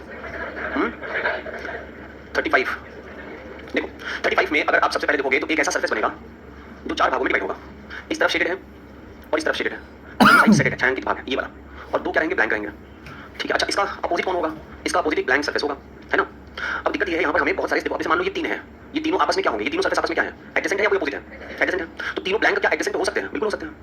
क्या 3 सरफेस ब्लैंक एक साथ दिख सकते हैं, बिल्कुल दिख सकते हैं, दिख सकते हैं ना, ये वाले कौन सही कर रहे हैं। अब अगर बी की बात हम करते हैं तो देखो इसका अपोजिट ये वाला सरफेस है, इसका एडजेसेंट ये वाला सरफेस हो सकता है ना, तो हम मान सकते हैं कि भाई ये वाला सरफेस इसका एडजेसेंट है, ठीक है, हो गया भाई, इसका एडजेसेंट इसको मान लिया, और ये चारों मिलकर बना रहे हैं, तो क्या इस सरफेस के साथ एक ब्लैंक सरफेस हो सकता है, क्या बिल्कुल हो सकता है भाई, वो अपोजिट भी हो सकता है, लेकिन दोनों ही केस हम समझेंगे अच्छी तरीके से कि इस वाले में हम ये कह सकते हैं सर तुरंत गलत है, इसलिए गलत है क्योंकि इस वाली सरफेस का अपोजिट एक ब्लैंक सरफेस है, तो ये नहीं हो सकता सर, है ना, क्योंकि ब्लैंक सरफेस इनका चारों का मिला के अपोजिट आ रहा है ना। लेकिन अगर हम ये कहें कि क्या इस सरफेस को छोड़ दें तो इन दोनों का बिहेवियर इसके साथ कैसा होगा, एडजेसेंट होगा या अपोजिट होगा, एडजेसेंट, तो हम मान सकते हैं सर ये एडजेसेंट हो सकते हैं तुम, क्या ये सरफेस इनके बगल में हो सकता है, ये भी हो सकता है सर, बिल्कुल हो सकता है, तो इसको भी टिक कर लेना। यहाँ पर आते हैं, देखो इसका अपोजिट ये है तो डायरेक्टली कहते नहीं हो सकता, लेकिन क्या ये दोनों एक दूसरे के एडजेसेंट हो सकते हैं, क्या ये दोनों एक दूसरे के एडजेसेंट हो सकते हैं, तो ये भी एडजेसेंट और इनके बगल में ये दिया है, ये भी सही हो सकता है अपना। और अगर इसकी बात करें तो इसके अपोजिट में, इसके बगल में एडजेसेंट में एक ब्लैंक सरफेस हो सकता है, बिल्कुल हो सकता है, और ये हो सकता है, बिल्कुल हो सकता है, तो चारों के चारों में सही दिख रहे हैं, तो चारों के चारों का ऑप्शन दिया गया है, कौन सा ऑप्शन है, तो इस पर टिक कर सकते हैं, कर दीजिए, है ना। वहां पर अगर ऐसा क्वेश्चन होता कि मान लो इस पे लिखा होता अप एरो, इस पे यू लिखा होता, अब इस केस में जो इसको लिखा होगा ना ये गलत हो जाएगा, क्योंकि बचा ही केवल एक ब्लैंक सरफेस है, और ये वाला जो सरफेस है वो इसका क्या कहलाएगा, अपोजिट कहलाएगा, तब एक साथ दिख सकता है। लेकिन अगर नहीं दिया है तो हम इसको क्या कह सकते हैं कि सही, मतलब डी ऑप्शन पे टिक कर दीजिए। 36 हो जाएगा, 37, अच्छा इसे बता दीजिए, देखो 6 और 4 एक दूसरे का क्या है, अपोजिट है, 6 और 4 अपोजिट है, उसके बाद 3 और 5 अपोजिट है, फिर 1 और 2 अपोजिट है। अब ये मिलाते हैं, 6 1 4 पॉसिबल नहीं है, 5 3 2 पॉसिबल नहीं है, 3 1 4 पॉसिबल है, 3 2 4 पॉसिबल है, तो इसमें क्या ऐसा ऑप्शन दिया हुआ है जो सी और डी को सत्यापित करे, ऐसा कोई ऑप्शन नहीं है, इसका था ये क्वेश्चन। हाँ, अब दो तो करेगा बाबू, अब उनमें से एक को काटना है, तो यहाँ पर हम तुरंत आएंगे और जस्टिफाई करेंगे किसको, क्लॉक को और एंटी क्लॉक को, मतलब क्लॉकवाइज हम किसे कहते हैं, क्लॉकवाइज और एंटी क्लॉकवाइज। तो देख लो कोई क्लॉक में होगा कोई एंटी क्लॉक में, क्लॉक को प्रेफर करेंगे एंटी क्लॉक को प्रेफर करेंगे, जो हमें मिल जाए इसमें।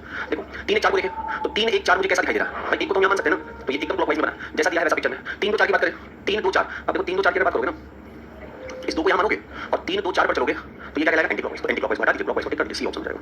राइट, उसके बाद भाई साहब ये हो जाएगा, ये भी हो जाएगा, तो बचा क्या है फिर 40 हो गया है, हो गया था हाँ 40 कर लोगे 41 बता दें, 41 में देख लो क्या बता दे, बताओ इसको क्या ही बता दें हम, बताओ क्या बता दे, बताओ कुछ बताने लायक दिख रहा है, कुछ दिख रहा है तो हमसे बताओ, हम तुरंत बता देंगे, ऐसी बात नहीं। अच्छा बी वाला कटेगा कि जिंदा रहेगा, अब क्या बता दे बताओ, हाँ क्या बता दें। देखो प्रश्न वो पूछा जाता है जिसमें कंफ्यूजन हो, जैसे इसके पहले वाला क्वेश्चन था किसको सेलेक्ट करें, क्लॉकवाइज को सेलेक्ट करें एंटी क्लॉकवाइज को, क्लॉकवाइज को सेलेक्ट करते हैं, इसमें कोई डाउट ही नहीं बच्चे। नहीं बाकी 3 की बात नहीं चल रही है, बात चल रही है कि जब 2 ऑप्शन कट गए हैं तो अब किसको सेलेक्ट करेंगे। ऑलवेज अगर एक भी नहीं कटता, एक भी नहीं कटता तो हमारे दिमाग में 2 कंसेप्ट चलते रहना चाहिए, 3 हो एंटी क्लॉक पे और 1 हो क्लॉकवाइज, या फिर 3 हो क्लॉक पर और 1 हो किस पर एंटी क्लॉकवाइज पर। लेकिन जब यहाँ पर बात 2 कट गए और 2 बचे हैं तो हम हमेशा प्रेफर करते हैं किसको, क्लॉकवाइज वाले को। ठीक है यार 42 भी हो जाएगा, बोलो भाई बोलो, 43 44 ये भी करोगे। देखो कितना आसान क्वेश्चन है, थोड़ा सा दिमाग लगाओ, है दिमाग लगा दो, क्या लगाना है सर। देखो ये तीनों का जो बिहेवियर है यहाँ पर पहले वाले टाइप्स पे, ये तीनों आपस में क्या है, पड़ोसी, ये भी क्या है पड़ोसी, ये भी क्या है पड़ोसी। ठीक है, और इतने पे अगर हम वहाँ पर जाएं तो देखो 5 और 2 को इन्होंने यहाँ पे क्या दिखा दिया है, 5 और 2 को क्या दिखा दिया है, तो जो यहाँ पर एडजेसेंट है वो अपोजिट को भी हो ही नहीं सकता। फिर उसमें अगर हम बात करें तो 3 और 1 को दिखा दिया है, 3 और 1 कभी भी अपोजिट हो ही नहीं सकते क्योंकि यहाँ पर क्या दिखा रहा है एडजेसेंट। वहाँ पे बात करें तो और दिखा 5 और 2, 5 और 2 एक दूसरे के अपोजिट कभी हो ही नहीं सकते हैं। उसमें बात करें अगर तो भाई कोई अपोजिट किसी का दिख रहा है तो उसी पर टिक मार दीजिए, ओनली डी। राइट, चलो आगे बढ़ते हैं, सिखाते हैं आपको। और हेडिंग डालिएगा रोटेशन वाइज, रोटेशन वाइज मतलब ऐसे डालो ऐसा प्रश्न फेयर कॉपी में लिखना भाई। अभी भी कितने बच्चे घर पे जाकर फेयर करते हैं, अरे सब बात मान लो ऐसा तो हो नहीं सकता गुरु। प्रश्न जिसमें जिसमें सतह पर, सतह का और क्या क्या नाम होता है, फलक और सतह कहते हैं, तो पन्ना पढ़ लिया करो बेटा, है ना, तो यहाँ पे आने से थोड़ा पन्ना पढ़ लिया करो, बार बार नहीं लिखेंगे। सतह भी कहते हैं, फलक भी कहते हैं और पटल भी कहते हैं, तीनों नाम याद रखो। पता चला तुम एग्जाम में गया तुमसे पूछ लिया कि जिस पटल पर 3 दिखाई दे रहा है उसके विपरीत क्या होगा, अब तुम्हें पटल ही नहीं पता क्या होता है ना, बगल वाले से पूछोगे तो 100% सही बताएगा। जिस सतह फलक पटल पर प्रश्नवाचक चिन्ह हो, बहुत मजेदार कंसेप्ट है ये। ठीक है, सरफेस हैविंग क्वेश्चन मार्क, प्रश्न कैसा दिखाई देगा, पहले उतार लीजिएगा प्रश्न।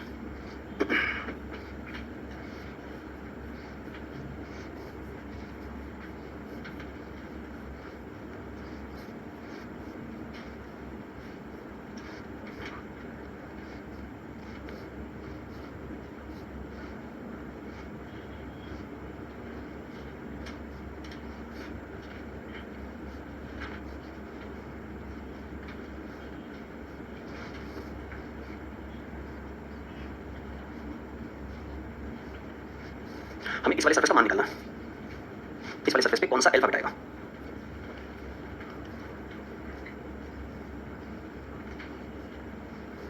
ठीक है, ये निकालना, तो पहले क्वेश्चन कर लीजिए।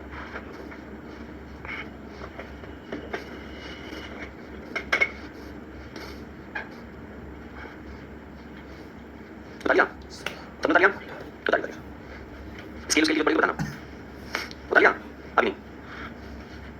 देखो बहुत आसान है, इसका आंसर निकालना बहुत डिफिकल्ट है, इसका आंसर निकालना ये सब कुछ तुम्हारे 2 मिनट के कंसंट्रेशन पर है सब कुछ, क्योंकि उसके बाद आप कैसा क्वेश्चन होगा हमें बस दिमाग में रहना चाहिए कि क्वेश्चन मार्क सरफेस का मान निकालना, इस क्वेश्चन मार्क पर क्या आएगा ये निकालना। पहली बात तो आप अगर कहीं से इसकी जानकारी लेकर आए हो इस तरह के प्रश्न तो जानकारी को निकाल के देख देना। ठीक है, जो हम बता रहे हैं उसी पर सेट कर लीजिएगा।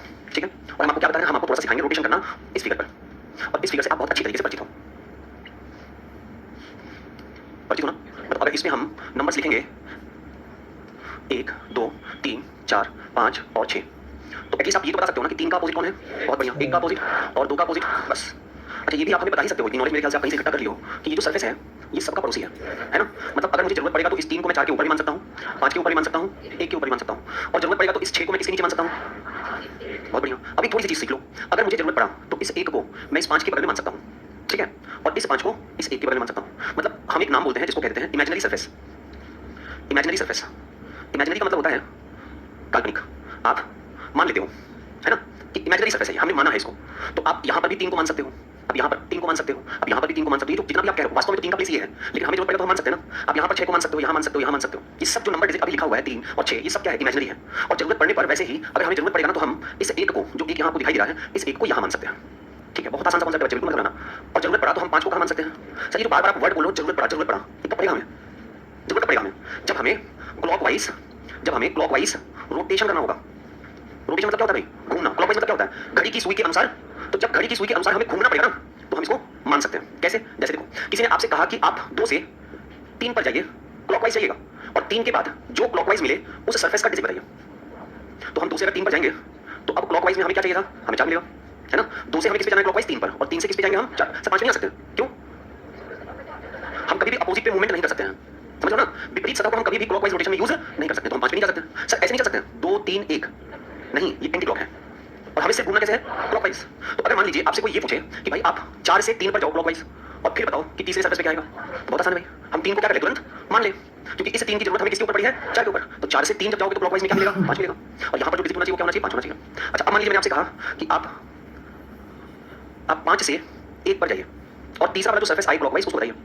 तो भाई हमको 5 से कहाँ जाना है, ये 5 है ना, ये 1 है ना, जरूरत पड़ेगी इसकी, अब इसको हम कहाँ मान लेंगे बगल में। यहाँ पर मान लो कि 1 है, तो 5 से 1 पर जाने के बाद हमें तीसरा सरफेस कौन सा मिलेगा, ये 6 तो पूरा नीचे मूवमेंट है ना इसका, बहुत बढ़िया।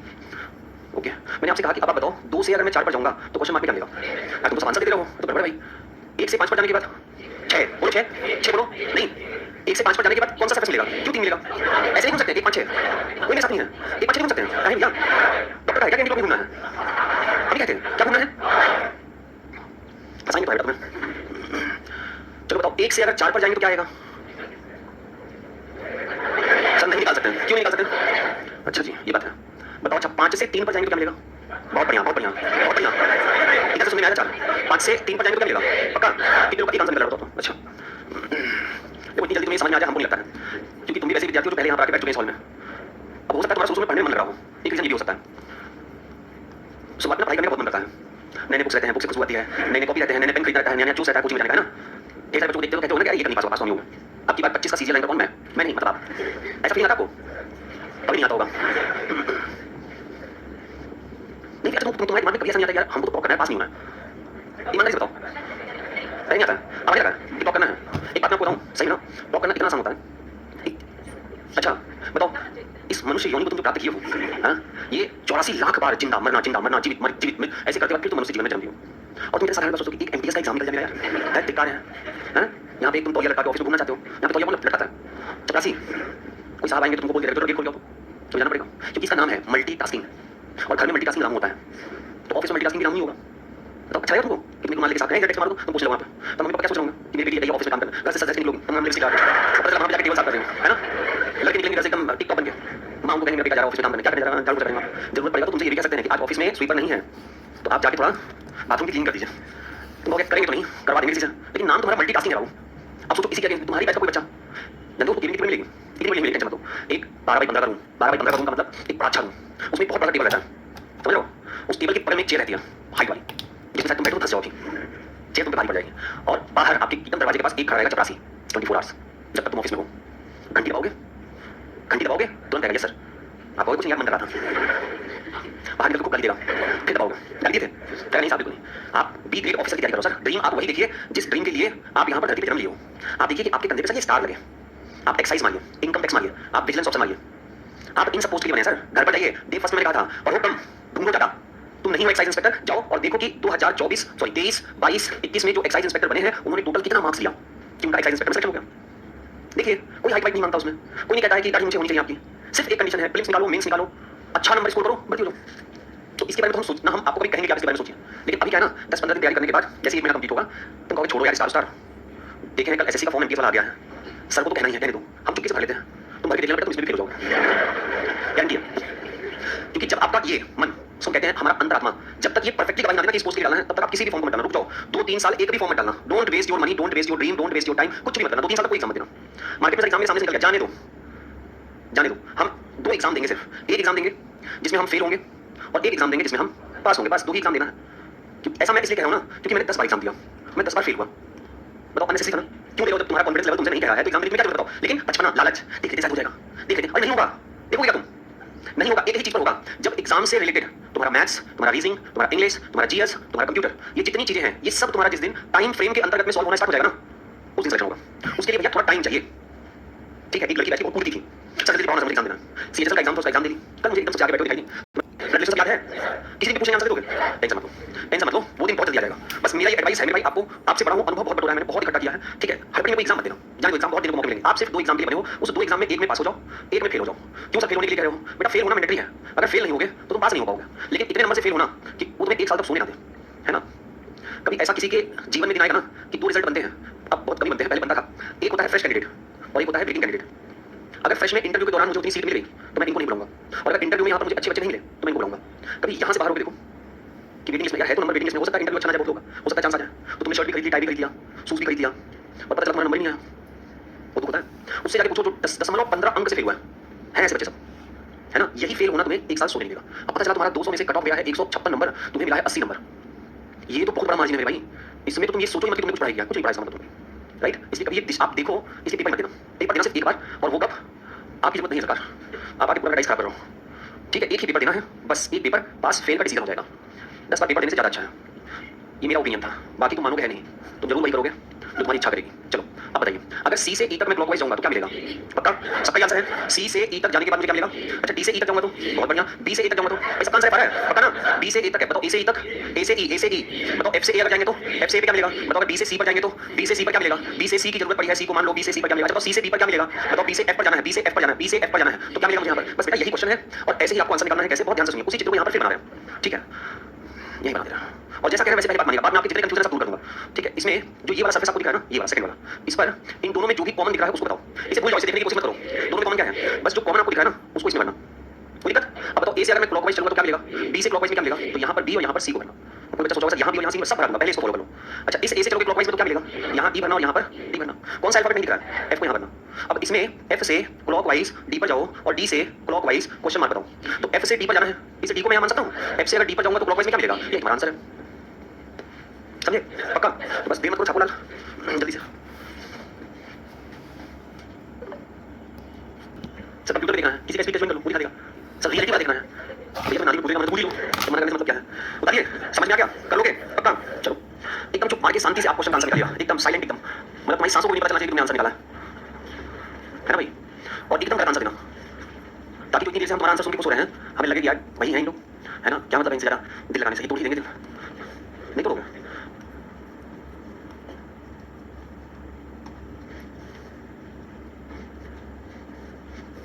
एक टाइप सबसे पहले जो सीख रहा है उसको बता दो, इसमें है नहीं कुछ, हाँ जो सबसे पहले लगाया था,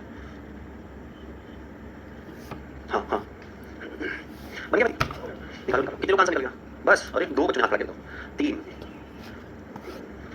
चलो बताओ क्या होगा, 3, जितने लोगों ने हाथ उठाया सबका आंसर 3 है, बाकी लोग सही पर बताइए ना क्या आएगा, इनका सुन के पूरा आंसर 3 आना चाहिए, ठीक है।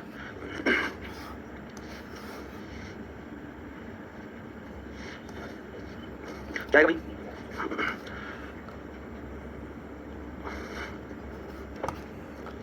आपके हिसाब से तो फिर 6 1 4 आना चाहिए, तो आपने कुछ गड़बड़ लगाया है,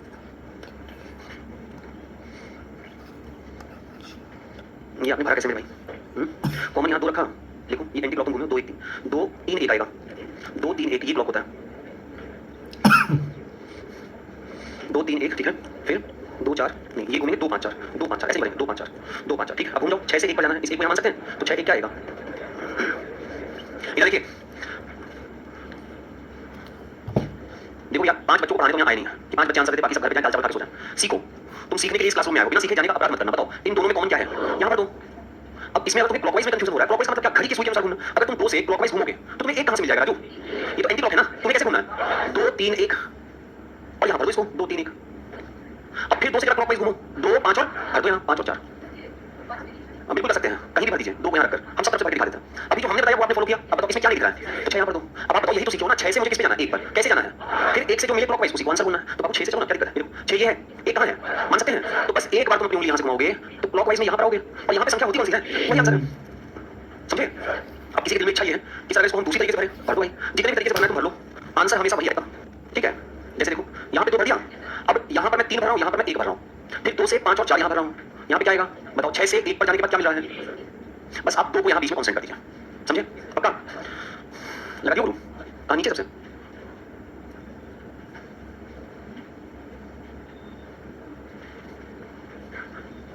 चलो भाई आप, हाँ करो, क्या नाम है, रत्नाकर, चलो कभी का नाम है तुम्हारा, रत्नाकर दिनकर दिवाकर, चलो बताओ यहाँ पर क्या भरे बेटा, 2 यहाँ पर क्या भरे, 1 बाकी शांत रहो, दांत तुरंत हम, यहाँ पे क्या भरे, बहुत बढ़िया, यहाँ पे क्या भरे, 4 यहाँ पे क्या भरे, 6 यहाँ पे भरे, यहाँ पे क्यों नहीं बेटा, क्योंकि सर वो अपोजिट है, ये तीनों पड़ोसी है सर, हमको पड़ोसी की तरीके से दिखाना है सबको। अब यहाँ पे क्या आएगा, अब बताओ 1 से किस पे जाना है, 6 कहाँ दिखाई दे रहा है, अब 1 से अगर 6 पे जाएंगे बेटा तो क्या आएगा, 2 क्या आएगा, 2 क्यों नहीं आएगा, क्योंकि वो 1 का अपोजिट है, इसलिए मेरा आंसर क्या आएगा सर, 4 आएगा, बैठो देखिए ऐसे मैं लगा तुम डर जाता हूँ, चलो सर यू टोपी मैन, टोपी बॉय, अभी मैं बहुत लंबे हो जाता हूँ हैं भाई साहब, क्या सोच रहे हो मतलब हमको ए लगता है तुम बी ये वाली कहावत जो है इसको छूट लिखोगे। ए बी इतने लंबे कैसे हो यार? उसके बाद घर में सभी लंबे हैं। अरे वाह। डी मतलब कॉलोनी में सब कहते होंगे लंबी फैमिली। एफ बताओ बच्चे यहाँ क्या करें? सी कृपया करके बाकी लोग जुबान बंद रखा है। ज्यादा खुजली बोली बताइए।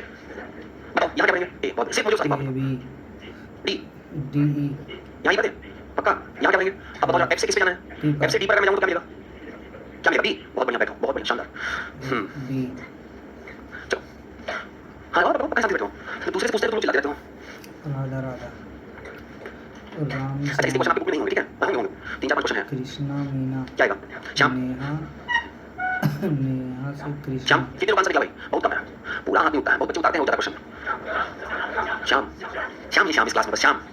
श्याम राधा नहीं, राम नहीं, कृष्णा नहीं, मीना नहीं, नेहा भी नहीं, श्याम ओनली श्याम। देखो अब तुम चित्रों मत बनाओ, ठीक है? चित्रों तो एक बस नोट्स के लिए रखते हैं। दोनों में कॉमन क्या है? तो यहाँ पर राधा जी को लिखा गया, राधा से चलेंगे क्या मिलेंगे? यहाँ पर राम को लिखते हैं, यहाँ पर श्याम को लिखते हैं, फिर यहाँ पर कृष्णा को रखते हैं, यहाँ पर मीरा को रखते हैं, है ना? अब बताओ यहाँ पर कौन आएंगे? नेहा। नेहा से कहाँ जाना है? नेहा से कृष्णा तो फिर मिलेंगे कौन? खत्म बात। अगर 3 से ज़्यादा पासे हो, एक इसको उतार लो, फिर उतार लो, 3 से ज़्यादा पासे हो।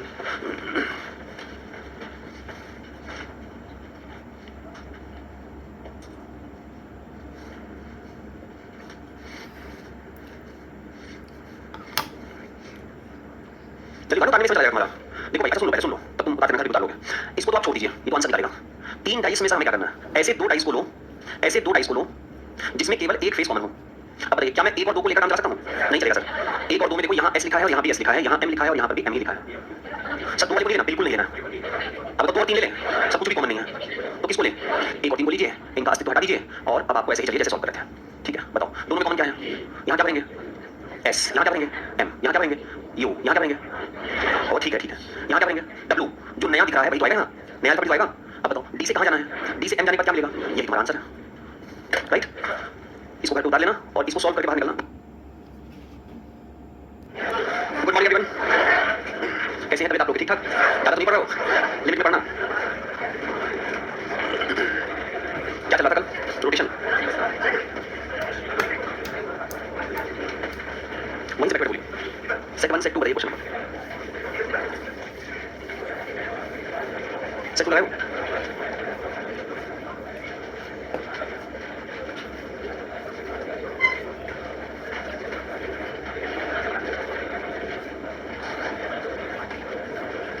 ये है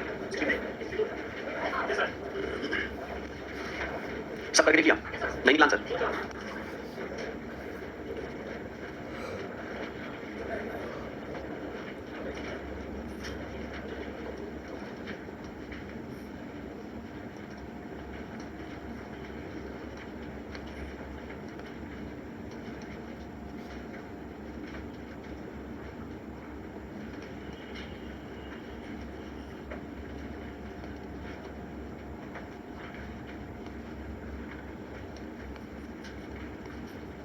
चलिए भाई देखते हैं पहला कंसेप्ट हम क्या करेंगे? पहले अपोजिट निकालते हैं, अपोजिट के बाद फिर एडजेसेंट को चेक करते हैं, यानी कि पहले विपरीत निकाल लिया, विपरीत के बाद पड़ोसी को चेक करिए। अपोजिट आपको दिख रहा है क्या? इस तरीके के 2 फिगर एक साथ दिख रहे हैं क्या किसी में? नो। क्या स्क्वायर किसी में एक साथ दिख रहा है क्या? नो। क्या 2 प्लस एक साथ दिख रहे हैं क्या? नहीं। अब हमारे पास एक ही ऑप्शन बचता है, सेकंड कॉन्सेप्ट क्या? रोटेशन। अब हमें ये चेक करना है कि इस वाली आकृति के साथ प्लस और ये वाला क्या एडजेसेंट हो सकता है? इस वाली आकृति के साथ प्लस और क्या ये एडजेसेंट हो सकता है? देखो अगर मैं इसकी बात करूं, ठीक है भाई, अभी रोटेट किया तो सबसे पहले अगर हम इन तीनों की बात करें तो तीनों को एडजेसेंट हो सकते हैं, इसको आप ऊपर शिफ्ट कर सकते हो, है ना? और ये आपका इस साइड में, ठीक है? सब तीनों एडजेसेंट हो सकते हैं, लेकिन दिक्कत इसका फंसा है, एरो इस साइड में तो किसी में नहीं है, ना इसमें है ना ही इसमें। तो ये वाला फिगर देखो, ये वाला फिगर एकदम इसके जैसा मिल रहा है। क्या इसके साथ एक प्लस एडजेसेंट हो सकता है? बिल्कुल हो सकता है। बी वाले ऑप्शन को देखना, क्या इसके साथ एक प्लस एडजेसेंट हो सकता है? हो सकता है सर, लेकिन इशू एक फंसा है कि एरो नहीं मिल रहा। अच्छा ठीक है, अगर मैं इसको मान लीजिए एंटी क्लॉकवाइज देखता हूँ, ये एंटी क्लॉकवाइज मुझे यहाँ पर दिखाई दे रहा है ना, लेकिन ये सर जो ना इधर है और इसको ये कह रहा है कि इस साइड में आ जा, छोड़िए इस ऑप्शन को हटा देते हैं। उसके बाद अगर मैं इसको देखूं तो भाई इस साइड में तो कोई नहीं है, इस साइड में तो कोई नहीं है, मतलब ओवरऑल मिलाकर एग्जैक्ट फिगर की बात करें तो एग्जैक्ट फिगर कुछ भी नहीं है। और कैसे आंसर निकाल सकते हैं आप? थोड़ा सा इसको क्लोज पर सोचना है आपको, ठीक है? कि जब इसको हम बंद करेंगे तो कैसा हमें दिखाई दे सकता है। फिर से ये ऑप्शन क्या आता है? ये 2 ऑप्शन मेरे पास दिख रहा है, ठीक है? अब मान लीजिए अगर आप इन तीनों को लेते हो, ठीक है, तो ये एरो बता रहा है कि इस कॉर्नर पर होना चाहिए, ठीक है? अच्छा इस कॉर्नर पर होना चाहिए, इस कॉर्नर पे करने के लिए आप इस एरो को कितने डिग्री मूव कराओगे? यहाँ से लेकर यहाँ तक 90 डिग्री और यहाँ से लेकर यहाँ तक 90 डिग्री, मतलब ये मूव करके इस एरो को मूव करके मैं 90 डिग्री यहाँ पर किया, 90 और 90 180। तो इसका जो 180 होगा वो यहाँ पर आना चाहिए था, है ना? उसके हिसाब से नहीं बन रहा है सर। ओके, दूसरे वाले को देखते हैं। अगर इन तीनों को हम प्लस मान के चलते हैं, चलो इसको मान लेते हैं हम, ठीक है? कि यहाँ पर है और इसके बाद प्लस हो सकता है, तो फिर इसका मोमेंट इन्होंने कितना किया? सेकंड वाले ऑप्शन में यहाँ से लेकर यहाँ तक कितनी डिग्री होगा? 45 और इसको यहाँ पे आ रहा है, मतलब 135 डिग्री मूव कर रहा है, ठीक है? तो क्या ये 135 डिग्री मूव कर सकता है? सपोज करना मेरे, ऐसे हम क्लोज कर रहे हैं इसको, इस बॉक्स को हम ऐसे क्लोज कर रहे हैं, ठीक? क्लोज करेंगे तो ये फिगर क्या यहाँ पर आ सकता है? तो इसको ऐसे ओपन करेंगे, कर सकते हैं। तो इस फिगर के साथ इस प्लस का कॉम्बिनेशन और इसको जब इधर फोल्ड करेंगे तो क्या ये हमें क्लॉकवाइज में दिखाई दे रहा है? बिल्कुल, थोड़ा सा कुछ चांसेस है इसके मिलने के। ठीक है। अच्छा इसमें अगर आप 3 प्लस को लेते हो, इसको लेते हो, प्लस को लेते हो, ये सर्कल या ये सर्कल तीनों ही एक दूसरे के एडजसेंट कहलाएंगे। मान लो इस एरो को तुम सी ऑप्शन के हिसाब से कितना ले जा रहे हो, 90 डिग्री, कितना ले जा रहे हो 90 डिग्री, तो प्लस वाला ऑप्शन में तो मूवमेंट में कोई फर्क पड़ेगा नहीं, ठीक है। इस वाले ऑप्शन में जो ये है ये आपको यहीं पे दिखाई दे रहा है, मतलब हर एक बॉक्स में देखो तो इसमें अगर मूवमेंट हुआ है तो इसमें मूवमेंट हो रहा है, राइट। दोनों देखिए ध्यान से, ये स्क्वायर है, इसमें ट्रायंगल में अगर मूवमेंट है तो इस सर्कल में भी मूवमेंट है, इसमें देखो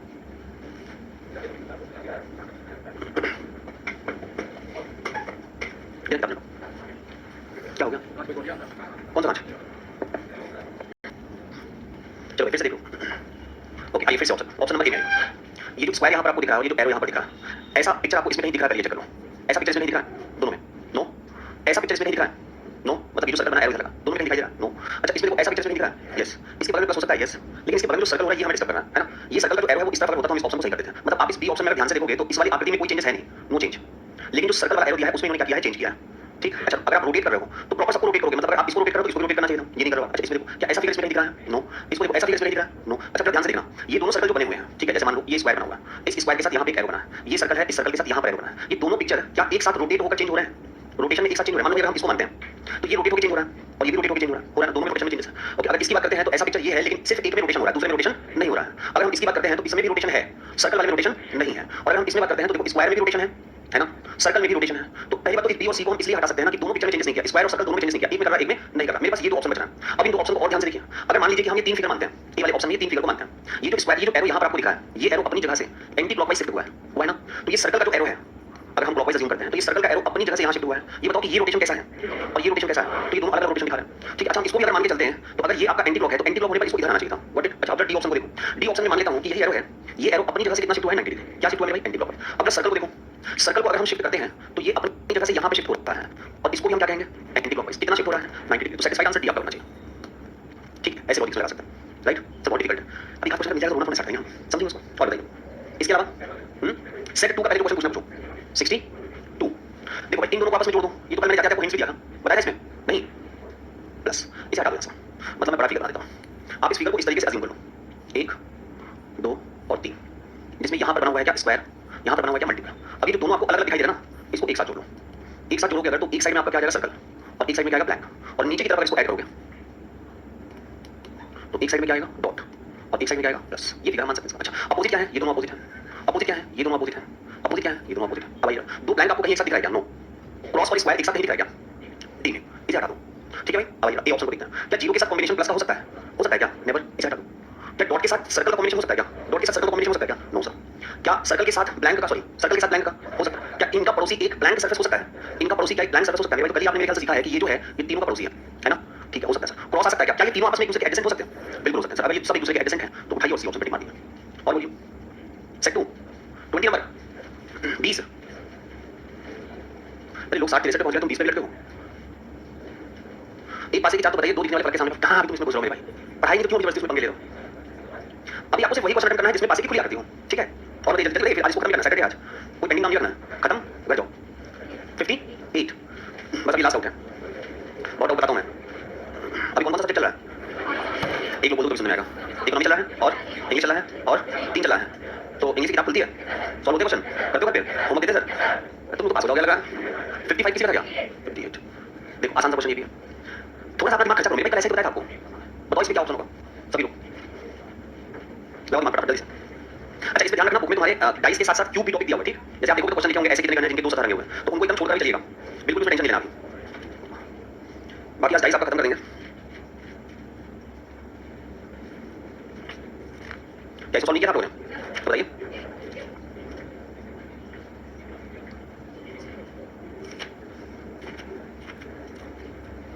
लीजिए बताओ भाई, ए बी और सी। भाई देखो बी तो सीधे सीधे दिख रहा है, ये सही है क्यों भाई, ये तीनों आपस में एडजेसेंट हो सकते हैं। तो बी अगर सही है तो इसको तुम उड़ा दो यहाँ से, इसमें है नहीं, ओके। अच्छा क्या दो एडजेसेंट के साथ ये वाला फिगर मिल सकता है।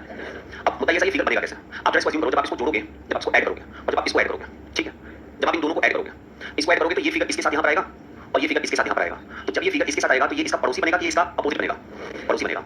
और जब आप इसको इधर ले आओगे तो ये इसके साथ यहाँ पर, मतलब एक फिगर ऐसे बनेगा आपका डिवाइडेड, ठीक है। अगर एक तरफ ट्रायंगल है ये तो दूसरी तरफ एक और ट्रायंगल आना चाहिए, ये हमेशा डायगोनल बनेंगे, और ये सर्कल अगर यहाँ पर है तो इसको बंद करोगे तो ये डायगोनल आना चाहिए। अब एक शेडेड है और एक क्या है अनशेडेड है, तो पहले इसमें उठा के देख लीजिए क्या आपको ऐसा कुछ सीक्वेंस मिल रहा है, क्या ए में मिल रहा है, क्या इसमें मिल रहा है, क्या इसमें मिल रहा है, क्या इसमें मिल रहा है, क्या मिल रहा है, तो ए भी मिल रहा है, बी भी मिल रहा है, सी भी मिल रहा है, डी मिल रहा है, लेकिन ये बी वाला ऑप्शन तो होगा नहीं, ठीक है, मतलब इसमें बी ऑप्शन नहीं है तो आप यहाँ से डी को हटा सकते हो, लॉजिक भी आपको बता रहा है, ठीक है। अब देखो ये दोनों आपस में एक दूसरे के डायगोनल में तो दिखाई देंगे, ये दोनों भी एक दूसरे के डायगोनल में दिखाई देंगे, कोई चीज अगर डायगोनल में आपको दिखाई दे रहा है इसको बंद करने की तरह सोचिए, तो ये इसका फेस और इसका फेस एक दूसरे के साइड में होना चाहिए, इसको जब आप बंद करेंगे तो ये ऊपर की तरफ दिख रहा है तो ये नीचे की तरफ दिखना चाहिए, है ना, नीचे की तरफ, मतलब इसको उठा के आप यहाँ पर बंद करेंगे तो ये फेस कुछ ऐसा आना चाहिए, आना चाहिए। अब इसी को तुम डायगोनल में रख के देखो, मान लो ये ट्रायंगल है और इसका डायगोनल केस क्या होगा बेटा, ये वाला होगा, डायगोनल मतलब विकर्ण, विकर्ण में ऐसे आना चाहिए, पहला केस ये हो सकता है, या फिर डायगोनल में तुम इसको रख रहे हो तो आप इसको अगर इधर रखते हो तो इसका डायगोनल इधर होना चाहिए, होना चाहिए दोनों डायगोनल। अब ये दोनों केस को अगर आप ए वाले में जोड़ोगे तो देखो एक इस साइड में दिखा है डायगोनल और एक इस साइड में दिखा है डायगोनल, इज इट पॉसिबल, बंद करने पर पॉसिबल है, दोनों का फेस ऊपर की तरफ जा रहा है ना, दोनों का फेस किधर जा रहा है, ऊपर की तरफ जा रहा है, इसमें देखिए दोनों का फेस क्या है, एक ही तरफ है ना, इन द सेंस एक ही तरफ है ना, तो ए भी सही है सी भी सही है, क्योंकि डी ऑप्शन में नहीं है। अब देखो डी वाले ऑप्शन में क्या है, दोनों का फेस एक दूसरे के क्या है अपोजिट है, इस डी को काट दीजिए और ए वाले ऑप्शन पे टिक कर दीजिए, राइट।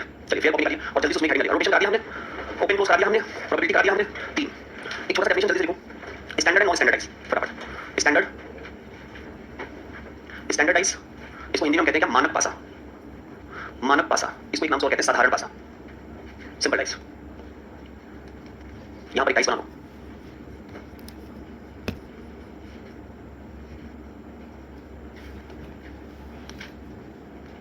एक तरफ लिख लो नॉन स्टैंडर्ड,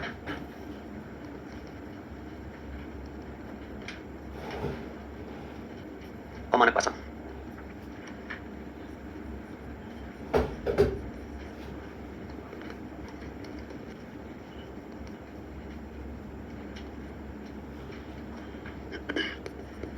इसमें लिखिएगा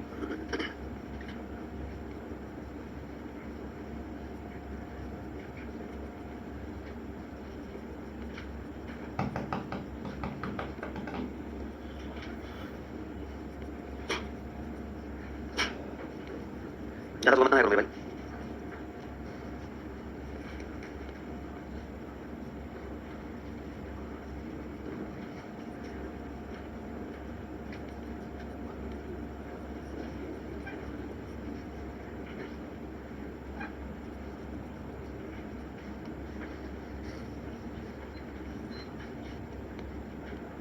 उतारिए देखो क्या टूट गया भाई, ये कैसे टूट गया तुम्हारा, धक्के से, इसी वजह का तो क्लास में किसने कहा आगे क्या है, आप बताइए बताइए बताइए, बड़ी बात नहीं सुनता, यहाँ लगता कोई सुबह नाश्ता करा के आया हो, चलो खा के आओ, एक हाथ मारा होगा, है ना,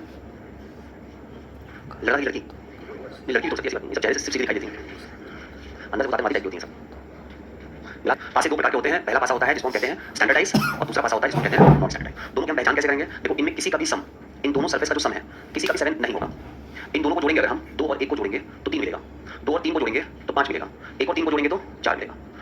जबकि अमानक पासा जो होता है उसमें किसी भी दो सरफेस को अगर आप सम करोगे नंबर ना तो उसका सम क्या मिल जाएगा आपको 7। तो जब किसी पासे के दो पड़ोसी सतहों का योगफल, जब किसी पासे के दो पड़ोसी सतहों का योगफल 7 होता है तो हम उसे क्या कहते हैं नॉन स्टैंडर्डाइज, और जब किसी पासे के दो पड़ोसी सतहों का योगफल 7 नहीं होगा तो आप उसको क्या कहोगे स्टैंडर्डाइज। और स्टैंडर्डाइज जो होता है अगर स्टैंडर्डाइज है तो उसमें 1 के अपोजिट में क्या आ जाएगा 6, 2 के अपोजिट में क्या आएगा 5 और 3 के अपोजिट में क्या आएगा 4, क्योंकि स्टैंडर्डाइज में विपरीत सतहों का जो योगफल है वो कितना होना चाहिए 7। बस इस कांसेप्ट को समझ लीजिएगा सर, इस क्वेश्चन कैसा पूछेगा अभी डिस्कस करेंगे।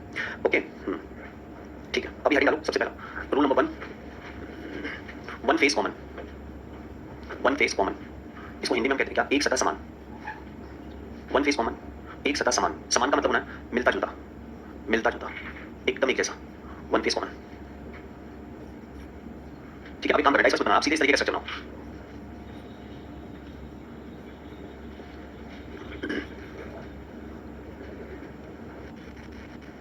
बनाइए फटाफट, वन फेस कॉमन 4 2 1 5 3 और 1, 4 2 1 5 3 और 1, ये एक ही पासे की दो स्थितियों को दर्शाया गया, एक ही पासे की दो स्थितियों को दर्शाया गया। आपसे इसमें पूछ सकता है सिर्फ और सिर्फ एक ही पूछेगा अपोजिट, अपोजिट किसका पूछ सकता है, अपोजिट 1 का पूछ सकता है, 2 का पूछ सकता है, 3 का पूछ सकता है, 4 का पूछ सकता है, 5 का पूछ सकता है और 6 का पूछ सकता है। अपोजिट निकालेंगे कैसे हम, पूरे पासे में ध्यान से देख लो तो आपको सिर्फ एक ही फेस कॉमन दिखा है, क्या दिखा है 1, ये दोनों फेस कॉमन, एक ही फेस कॉमन है, दोनों डाइस में सिर्फ एक ही डिजिट कॉमन है। जो फेस कॉमन आपको दिखाई दे रहा है उससे क्लॉकवाइज घूमना है आपको, क्या रोटेट करना है क्लॉकवाइज, क्या रोटेट करना है क्लॉकवाइज, दोनों ही कॉमन फेस से आपको क्लॉकवाइज घूमना है। देखो दो तरीके हैं इसके, या तो तुम इसको लिखकर करो या तो तुम इसको वर्बली कर लो, है ना, मतलब अगर आप लिखकर करना चाहते हैं इसको तो आप सबसे पहले डाइस 1 का जो डिजिट कॉमन है उससे आप लिखेंगे 1, फिर क्या मिला आपको 4, फिर क्या मिला आपको 2, और फिर जो डाइस 2 का 1 कॉमन था इससे चलेंगे क्लॉकवाइज में तो क्या मिला 5, फिर इससे क्लॉकवाइज में क्या मिला 3। डाइस में टोटल कितने डिजिट होते हैं 6, कौन सा नंबर नहीं दिखा है 6, तो ये 1 और 6 एक दूसरे के रिपीट होंगे, ये 4 और 5 एक दूसरे के रिपीट होंगे, ये 2 और 3 एक दूसरे के रिपीट होंगे। ठीक है, जबकि चाहो तो आप डायरेक्टली कर लो, दोनों में कॉमन क्या दिख रहा है 1, 1 से चलेंगे तो आपको क्लॉकवाइज में क्या मिलेगा 4, इधर क्या मिलेगा 5, तो 4 और 5 एक दूसरे के अपोजिट होंगे। जो कॉमन फेस है उससे क्लॉकवाइज घूमेंगे एक बार, जो भी नंबर सिंबल या कलर या अल्फाबेट जो भी दिखेगा वो सब एक दूसरे का क्या होगा अपोजिट। फिर क्लॉकवाइज घूमेंगे तो क्या मिल रहा है 2 और 3, तो 2 और 3 एक दूसरे के क्या होंगे अपोजिट। मतलब आपसे एग्जामिनर पूछेगा कि एक का अपोजिट बताइए, तो एक का अपोजिट क्या होगा 6, 6 का क्या हो जाएगा 1, 2 का अपोजिट क्या होगा 3, 3 का क्या हो जाएगा 2, 4 का अपोजिट क्या होगा 5, 5 का क्या हो जाएगा 4। ठीक है, बता दीजिए फटाफट जल्दी से। फिर पहले कुछ भी हो दिखाई कॉमन कितना देगा 1, आइए रूल नंबर 2 लिखिएगा और रूल नंबर 2 में लिखेंगे 2 face common, 2 face common, 2 face common. अभी कितने फेस समान होंगे 2, 2 सतह समान होगा, 2 सतह समान होगा। मान लीजिए 2 डाइस है, यहां पे लिखा है 1 2 3, 1 2 5, डाइस 1 डाइस 2। ठीक है, कॉमन फेस आपको इसमें क्या दिख रहा है, यहां भी 1 है, यहां भी 1 है, यहां भी 2 है, यहां भी 2 है। कितने फेस कॉमन हो गए 2। अगर आपके पास 2 फेस कॉमन है ना तो पॉइंट नंबर 1 हमेशा याद रखना कि जो अनकॉमन फेस होते हैं, अनकॉमन का मतलब हो गया जो असमान सतह होते हैं, असमान का मतलब मिलता जुलता ना हो, मिलता जुलता ना हो। जो असमान सतह होंगे वो एक दूसरे के अपोजिट होंगे, जो असमान सतह होंगे वो एक दूसरे के क्या होंगे अपोजिट होंगे। मतलब जो कॉमन नहीं मिल रहा है, और कॉमन इसमें आपको क्या नहीं मिल रहा है, एक तो 3, तो इसमें तो 3 और 5 कॉमन नहीं दिखाई दे रहा, तो इस 3 और 5 को आप एक दूसरे का क्या बोलेंगे अपोजिट बोलेंगे। ये दोनों एक दूसरे के अपोजिट है, 3 का पूछेगा 5, 5 का पूछेगा 3। और दूसरे पॉइंट में याद रखिएगा कि अगर अपोजिट 1 का पूछा जाए या फिर 2 का पूछा जाए, इन दोनों का अगर अपोजिट पूछेगा एग्जाम में, ये दोनों कैसे सरफेस है जिसमें कॉमन दिखाई दे रहा है। अगर 1 या 2 का अपोजिट पूछेगा तो जो नंबर आपको नहीं दिख रहा है, जो नंबर आपको इसमें नहीं दिख रहा है, the number which is not visible, आपको नहीं दिख रहा है। अब बताइए डाइस में नंबर होते हैं कितने 6, तो कौन कौन सा नंबर आपको नहीं दिख रहा है। एक तो आपको इसमें क्या दिख रहा है 4, और क्या दिख रहा है, तो बस बेटा इसको या में बोल दीजिएगा, या तो 4 होगा या फिर 6 होगा। इसका अपोजिट 1 का, इसका अपोजिट 2, बस यही 2 पॉइंट याद रखना। Uncommon face opposite to each other, और कॉमन सरफेस के बारे में पूछेगा तो आप क्या कहोगे, जो नंबर आपको नहीं दिखाई दे रहा है वो एक दूसरे के क्या होंगे अपोजिट कहलाएंगे। That's it. अब फटाफट इसको कर लीजिए, सेकंड पर आ जाइए, कुछ 10-20 क्वेश्चन लगाया जाए। बाकी आप कल संडे है सर, छुट्टी है, तो आप सेट सॉल्व करिएगा करके और सारा खत्म कर लीजिएगा, एक भी रखिएगा मत। ठीक है, मंडे को मिलेंगे तो आधे घंटे सेशन में आपका डाउट लेंगे, जो भी आपके डाउट्स होंगे, और उसके बाद फ्रेश टॉपिक स्टार्ट कर देंगे। ठीक है, बता दीजिएगा आराम से। बिल्कुल इसमें नंबर 1 क्या बोल रहा है, क्वेश्चन नंबर 1 मानक पासा है, the given dice is a standard dice, given dice is a standard dice. दिया गया पासा क्या है, एक मानक पासा। मिला क्या क्वेश्चन, दिया गया पासा क्या है मानक पासा। अब आप जरा दिमाग पर अपने जोर डालकर बताइए, जो मानक पासा होता है उसकी परिभाषा क्या होती है, विपरीत सतहों का योगफल क्या होगा 7 होगा। ठीक है, तो क्या पूछ रहा है आपसे 5 के विपरीत में क्या होगा, तो 5 के विपरीत में क्या आ जाएगा 2। नीचे पासे की 2 स्थितियां दर्शाई गई हैं, यदि नीचे 3 हो तो ऊपर कौन सी संख्या होगी, नीचे 3 है तो ऊपर की संख्या पूछ रहा है, नीचे और ऊपर एक दूसरे के क्या होते हैं अपोजिट, मतलब 3 का अपोजिट। इसमें अगर आप ध्यान से देखोगे तो कॉमन आपको क्या दिख रहा है 4, या 4 के अलावा कुछ और कॉमन है। 4 से क्लॉकवाइज एक बार घूमोगे तो क्या मिलेगा 2, फिर क्या मिलेगा, मेरा काम यहीं से खत्म हो गया। 2 और 3 एक दूसरे के क्या होंगे, तो हम सीधे इस पे टिक मार दें। अच्छा देखो और एक चीज बता रहा हूं आपको ना, ये सब चीज पढ़ने की जरूरत है ही नहीं, ये सब फालतू की लैंग्वेज है। एग्जामिनर का काम है लिखना, आपका काम है इसको छोड़ देना। आप पूरे प्रश्न में सिर्फ अपने मतलब की चीज को देख लीजिए, डिजिट क्या लिखा है और उसका अपोजिट निकाल दीजिए, वही आंसर हो। इसमें अगर आप देखोगे यदि नीचे कितने बिंदु हैं, बस यही मेरे काम का था, तो ऊपर बताना है 3 का अपोजिट। अब देखो यहाँ पर 5 है 5 है, 2 है 2, 5 5 2 2, तो 3 के अपोजिट में क्या आएगा, किस नियम के अनुसार, कितने फेस कॉमन दिख रहे हैं, तो अनकॉमन फेस एक दूसरे के क्या होते हैं, तो भाई 3 बिंदु के अपोजिट में कितने बिंदु होंगे। त्रिभुज के विपरीत क्या होगा, बहुत आसान है, कॉमन क्या है भाई प्लस, प्लस से चलोगे क्लॉकवाइज क्या मिला ट्रायंगल, प्लस से चलोगे क्या मिला स्टार, ट्रायंगल स्टार एक दूसरे के क्या है अपोजिट। जो ये वाली आकृति है, ये वाला चिन्ह जो है, इसके विपरीत क्या होगा। ठीक है, देखो मेरे भाई, अब आप यहाँ पे 3 डाइस दिए हैं, किसी भी 2 डाइस को ले लीजिए, मान लो इसको लेते हैं, इन दोनों में कॉमन क्या है, ये वाली आकृति। अगर इससे आप क्लॉकवाइज घूमोगे तो आपको क्या मिलेगा S, और फिर इसी आकृति से जब तुम क्लॉकवाइज घूमोगे तो आपको ये वाला एक सिंबल मिलेगा। यहाँ से आगे निकलेंगे तो इसको क्या बोलते हैं एंड, और यहाँ से आगे निकलेंगे तो ये एक डॉट है। ठीक है, एंड या डॉट, एक नई आकृति होनी चाहिए जो इसके नीचे आएगा, और वो नई आकृति क्या दिख रही है प्लस, तो इस आकृति का अपोजिट क्या हो जाएगा आपका प्लस, ये ऑप्शन। स्टार के विपरीत फलक पर क्या होगा, दोनों में कॉमन आपको क्या दिखाई दे रहा है हैशटैग, हैशटैग से अगर हम क्लॉकवाइज घूमेंगे तो एंड, हैशटैग से क्लॉकवाइज स्टार, बस अपना काम बन गया। स्टार का अपोजिट क्या पूछा था एंड। 2 बिंदुओं के विपरीत क्या होगा, दोनों में कॉमन देखो 6 डॉट 6 डॉट हो गया, बस 6 से क्लॉकवाइज 2, 6 से क्लॉकवाइज 5, अपना काम बन गया है 5। 2 के विपरीत निकालना है, दोनों में कॉमन देखो क्या है, कुछ है क्या, 6 यहाँ पर है 6, 6 से 4, 6 से 3, 4 से 1, 3 से 5, पूछा था 2 का, तो 2 किसके अपोजिट में आएगा 6 के। जो नंबर कॉमन है उसी के अपोजिट में तो 2 आएगा ना भाई। आप इसको क्या लिखते हो 6 4 1, इसे क्या लिखते हो 6 3 5, नीचे क्या आएगा 2 जो नहीं दिखता है, तो 2 के अपोजिट में क्या आना चाहिए 6, यानी कि आंसर डी। अब कई बच्चे सोच रहे हैं सर इसका यूज क्या है, कुछ यूज नहीं है, आपकी मर्जी, आप इन दोनों से निकालो, कुछ कॉमन दिखाएगा, आपकी मर्जी, आप इन दोनों से निकालो। यहाँ कुछ कॉमन दिखाएगा 4 1 4 1, 6 का अपोजिट क्या होगा 2, देखने के ऊपर है बस। किसका अपोजिट निकालना है 3 का, दोनों में कॉमन क्या है, कुछ है कॉमन, आगे बढ़ जाइए। इन दोनों में कॉमन है कुछ 5 5, 5 से क्लॉकवाइज, 5 से क्लॉकवाइज पूछा किसका था 3 का अपोजिट, बी पर टिक मार दिया। 1 के अपोजिट में निकालना है, 5 है 2 है 1 है, 3 है 2 है 6, कॉमन क्या दिख रहा है 2 से क्लॉकवाइज, 2 से क्लॉकवाइज, इसका अपोजिट चाहिए था, आंसर क्या बनेगा 1 के सामने क्या होगा, 2 कॉमन है 2 कॉमन है, 4 कॉमन है 4 कॉमन है, कौन सा नियम लग गया 2 फेस कॉमन डाइस, और अगर 2 फेस कॉमन मिलते हैं तो जो अनकॉमन है वो एक दूसरे के अपोजिट, तो आंसर क्या बनेगा डी वाला। दिल के विपरीत बताना है, दिल के विपरीत क्या होगा भैया, इसमें कॉमन क्या है स्टार स्टार, स्टार से क्लॉकवाइज डॉट, स्टार से क्लॉकवाइज क्वाड्रिलेटरल, डॉट से एक फ्लावर टाइप का स्ट्रक्चर है, यहां से दिल का, तो दिल के विपरीत में क्या आया फूल। 5 का विपरीत, 5 का विपरीत कॉमन कुछ दिख रहा है, दोनों में कुछ कॉमन है, इन दोनों में कुछ कॉमन है 5 5, 5 से 4 से हमारे काम का चीज 5 था, 5 कॉमन था, क्या नहीं दिख रहा है इसमें, तो आंसर क्या बनेगा, समझ में आ रहा है भाई। अच्छा, इंद्रधनुष के रंग व्यवस्थित है, तो इंद्रधनुष का कौन सा रंग इसमें आलेखित है? अब इंद्रधनुष का रंग आपको पता होना चाहिए। देखो दोनों में कॉमन कुछ दिख रहा है आपको? क्या कॉमन है? कुछ नहीं। तो इंद्रधनुष का कौन सा रंग इसमें मेंशन नहीं है? देखो पीला तो इसमें है, लाल तो इसमें है, हरा तो इसमें है, इंडिगो कलर इसमें मेंशन नहीं है, तो आंसर क्या बनेगा? आपका दो के विपरीत। अब बताओ ये पासा कैसा है, मानक है या अमानक है? नॉन स्टैंडर्ड है। कैसे पता कर लिया कि नॉन स्टैंडर्ड है? 6 और 1 बराबर कितना हो रहा है? तो जब 7 हो गया तो बस खत्म। और एक बात और ध्यान रखिएगा, हम अपोजिट को सिर्फ स्टैंडर्डाइज में ही बता सकते हैं। ये ऐसे लिखा है ना 1 2 और 3। अगर कोई पूछेगा 1 का अपोजिट क्या है तभी हम बता सकते हैं 6 होगा, लेकिन नॉन स्टैंडर्डाइज में हम कुछ नहीं कह सकते भाई इस 2 के पीछे कौन सा नंबर है। जितने दिख रहे हैं उनको छोड़ दो, जो नहीं दिख रहे हैं 3 4 और 5 यही हो सकता है। लिखो क्वेश्चन हम दे रहा हूं, फिर मैं लिखता हूं। देखो एक पासे की एक क्यों क्वेश्चन बता दियो वो बताइए। एक पासे की 3 आकृतियों को नीचे दर्शाया गया है। 3 structure of dice given below. एक पासे की 3 आकृतियों को नीचे दर्शाया गया है। 3 structure of dice given below. ये सभी मानक पासे हैं, they all are the standardise. ये सभी मानक पासे हैं, they all are the standardise. ये सभी मानक पासे हैं, they all are the standardise. यदि इनके ऊपरी सतह पर the top surface of the dice, यदि इनके ऊपरी सतह पर top surface of the dice एक सम संख्या ना हो, ऊपरी सतह पर एक सम संख्या ना हो, यदि इनके ऊपरी सतह पर एक सम संख्या ना हो, the top surface not having the even number, तो इनके निचली सतह पर लिखे अंकों का गुणनफल बताइए। तो इनके निचली सतह पर लिखे अंकों का गुणनफल बताइए। Then find out the product of या multiplication of, then find out the product of the bottom surface of dice 1 2 3, the bottom surface of dice 1 2 3। बताओ भाई 48। बाकी लोग निकाल दिया, क्वेश्चन पूरा पढ़ लीजिएगा तब निकालिए। जितने भी पासे दिए गए सारे के सारे पासे कैसे हैं? मानक पासे। पहले उतार लो क्वेश्चन उतार लो।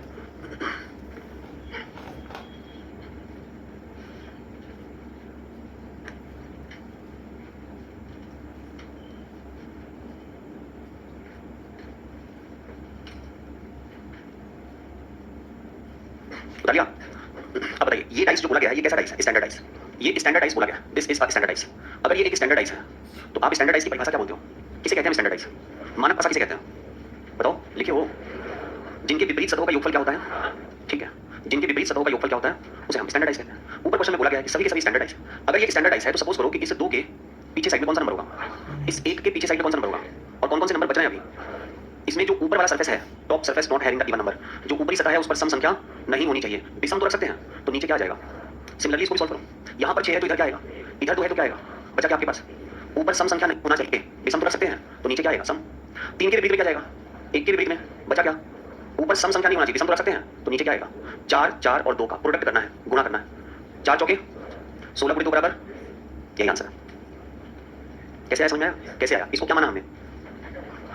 स्टैंडर्डाइज। बोला करो थोड़ा जुबान खोला करो माय डियर, ठीक है? अगर थक जाते हो तीसरी क्लास तक तो घर आ जाया करो, खाना खा के सोया करो। एक काम को करो शिद्दत से करो, पढ़ रहे हो तो शिद्दत से पढ़ो, नहीं पढ़ रहे हो तो सो आराम से शिद्दत से सो। घूम रहे हो तो शिद्दत से घूमो। यहाँ आधा मन लगा, आधा कमरे के कुकर पे मन लगा हुआ है। हाँ? यार चल के खाना खाना खा लेना, थोड़ा सा सैक्रिफाइस करना भी बहुत जरूरी है ना? तभी तो समझ मिलेगा।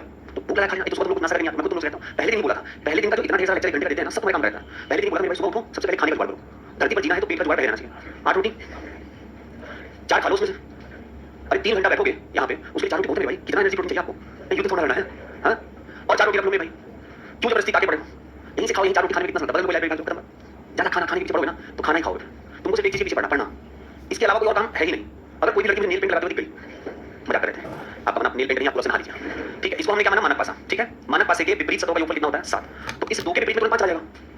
रूल लिखा है ना, 1 के विपरीत में क्या चला जाएगा? 6। तो मेरे पास जो नंबर बचे हैं उस नंबर में ये बोला गया था कि ऊपर सम संख्या आप नहीं रख सकते हैं, तो किस नंबर देंगे? नीचे क्या आ जाएगा? 4। वैसे ही इसको कर देंगे 4, वैसे ही इसको कर देंगे 2। इन सब का मल्टीप्लिकेशन बताना था, 4 गुणे 4 गुणे 2 कर 16 32 आंसर आ जाएगा, ठीक है? अगर यही हमसे पूछता नीचे लिखे संख्याओं का योगफल बताइए, तो योगफल कर देते हैं। 4 4 8 8 2 10।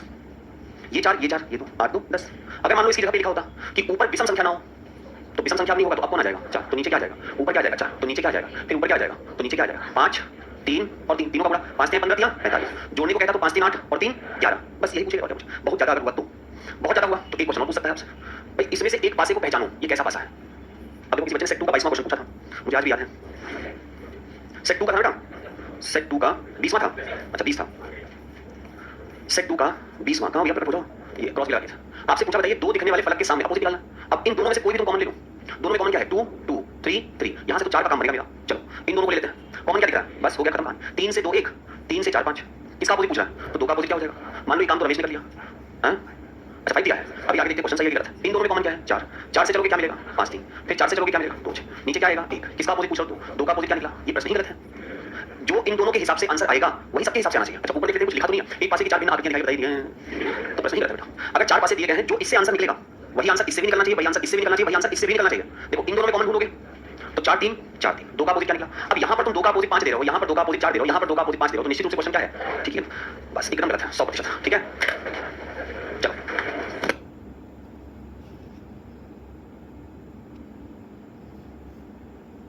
बैठिए बैठिए अपनी सीट पर बैठिए, कुछ आपको मिलने वाला है उसको लेकर जाइएगा।